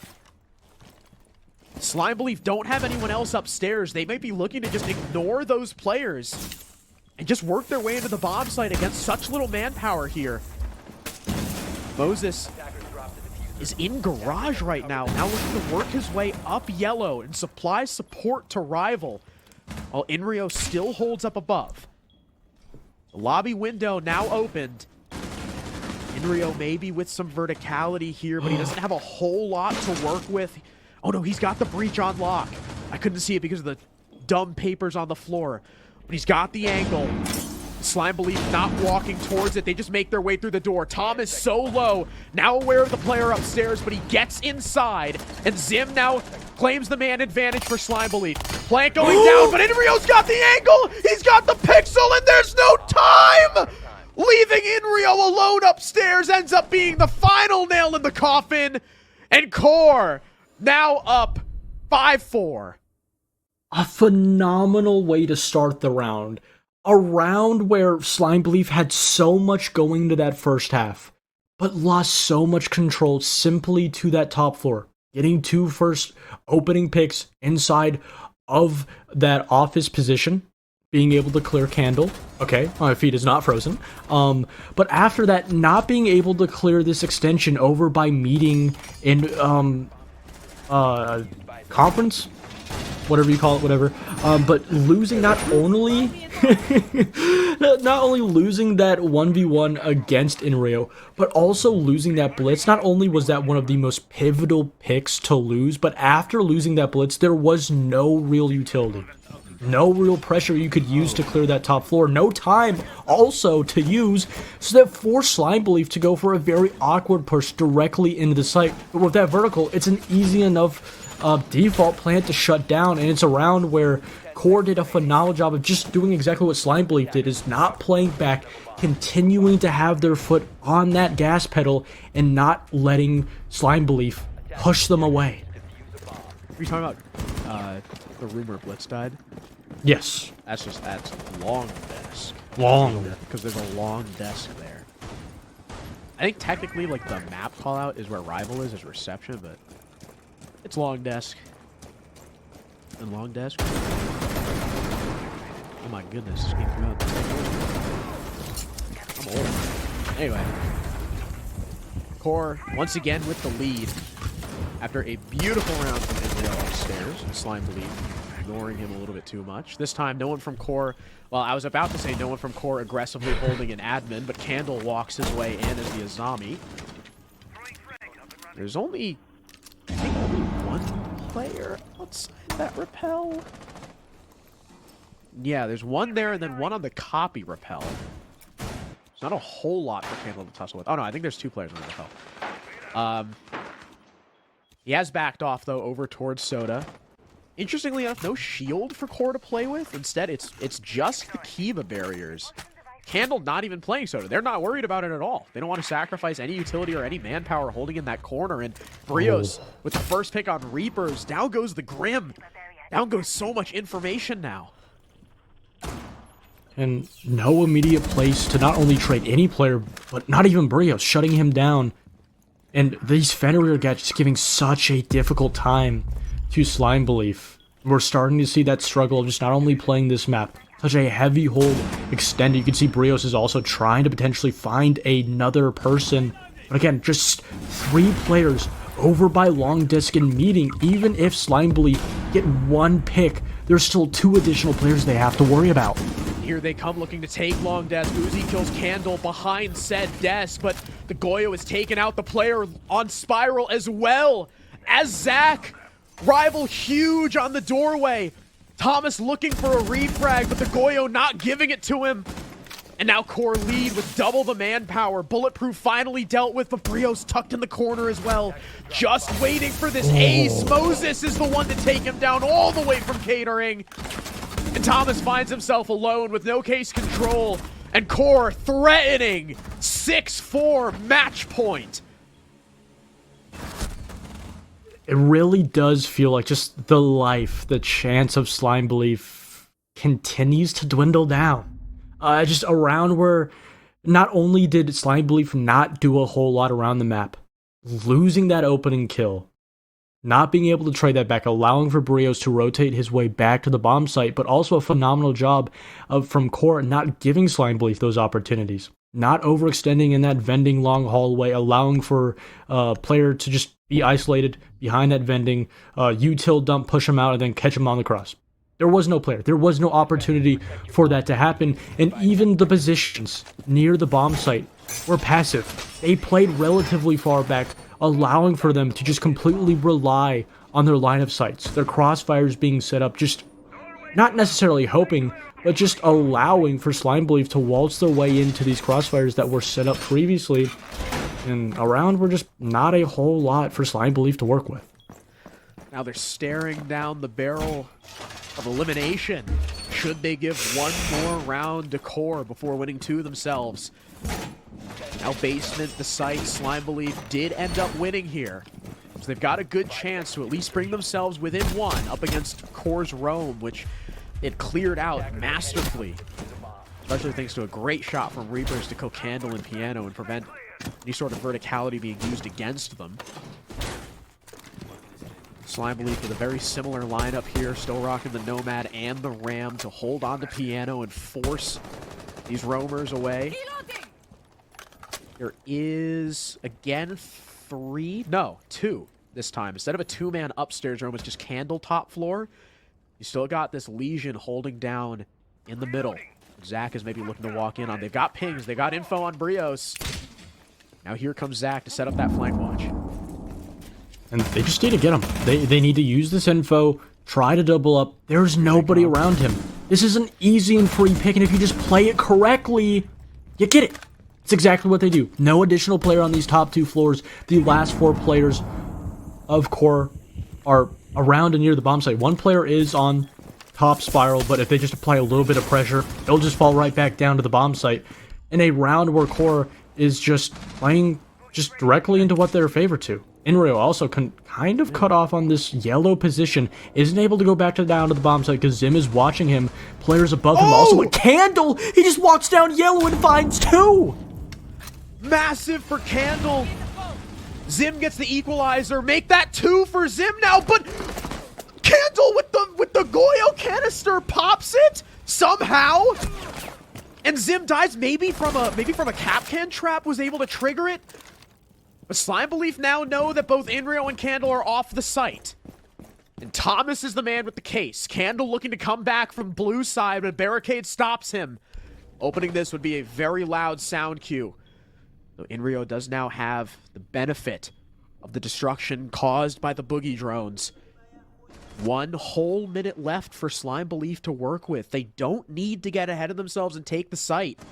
They can force the 2v1 onto Inrio if they drone it out. Doesn't look like that's the plan. Thomas downstairs looking to link up with Reapers, who is deep in security. As Candle has made his way spiral side. In comes Thomas, but Inrio can't land enough shots. Ace now pushing deep in with his teammate. This will be a mean 2v1 for Candle to work his way out of. Thomas getting frightened by his teammate, but now resuming the flange as the flashbangs go out. More information being collected by Slime Belief as QoR chew through these drones. But now the time works against the defense. But Inrio, what a shot! And Thomas sprints into Candle! 4 kills for the Capcan on the retake, and Inrio, the shot cannot be understated. Yellow door into security with the SMG-11. QoR off a 4K from Candle and a snipe from Inrio eliminates Slime Belief, and they've got a match against M80X to look forward to. A map where we questioned how deep was Slime Belief's bag. They did it in best of ones, nearly a flawless fashion, but could they do it in a best of 3? They did get to a third map, but the gas in their tank ran out just in time for QoR to shut them down. A marathon that they did not complete, and a marathon that QoR was able to finish out. Yeah, again, it's that, like you said, the depth, a big factor. The QoR being used to playing best of 3 is also a factor with all their experience in Element. Slime Belief made mostly of Element players. You know, everyone except Reapers were there too, but they did not have nearly as much success. They went down in Swiss 1-3. Only able to win 1 best of 3 on Garage Talks. But that, I mean, it's part of the nature of Pug Stacks as well, especially with Thomas trying to lead 4 relatively new to comp players. It makes sense. They had a great fight against QoR, but in the end, those attacks on map 3 were the difference. QoR, just like you said, with a deeper bag, with more experience playing in these best of 3s, and a more, you know, solidified game plan, I guess you could say. That last round, I mean, again, huge 4K from Candle, not droning Yellow, because we saw Inrio playing on Yellow with the shotgun, like baiting the guy to walk in, and then Candle just walks down and kills 2, and then the shot Inrio hit. I wish we had a replay of that. Yeah. From the Yellow door, demolishing Reapers. I mean, I don't even know, right? Reapers was like either back security or back kitchen. Yeah. Either way, like pretty nasty. Yeah. Incredible. It also, I think this is a kind of a victory for Slime Belief. As you saw in Tommy's interview before, they'd only scrimmed 4 maps. So in total, they played 9 maps going into this best of 3. God knows if this roster will stay together. If the trend of T3 teams continues, this roster will disband by Monday. But I think it is a roster with a lot of potential. The fact that they were able to get this far, especially with their success in group stage, only losing in a max OT against Friendship team, keep in mind, even with Silent having action step in place, I think it's kind of a sense if you just maybe add a coach, continue just build that structure up, build that cohesion, that this team can get really far. But if this is all that we see from this roster, this iteration of Garage Talks, Slime Belief, in my eyes, it was a victory. Yeah, absolutely. I mean, even right, like you said, compared to like Friendship team against established rosters, Slime Belief are still really taking it to them. I watched back the stream. Yeah, Reapers was back security swinging the head holes. So Ario dumpstered that guy. And as you can see, left side of the bracket now on the semifinal. M80X 2-0 Outlast, QoR Gaming 2-1 Slime Belief. So M80X and QoR, a match that has not happened just yet, I believe, because their cross division games were not against each other. But I believe tomorrow, on the 31st, we have, tomorrow, JJ and Co versus Team Cruelty, a rematch from Element 4 playoffs where JJ and Co got smoked by the Mexican team. So there's a bit of a preview there. And then Friendship team versus Space Shoes, who Space Shoes, I think, having also like a pretty surprising group stage. They fought a lot harder than I thought they were going to, honestly. So look forward to both those games tomorrow. I don't know. I think that's it. Yeah. That's Yeah, it. I think that's it. Yeah. We're done. That's it from us. Yeah, we're Thank done. you. Thank you for watching. Congrats to QoR. Goodbye, Slime Belief. My throat is sore. I'm going to go to bed, and you all should too. Thank you very much for watching. We'll see you tomorrow.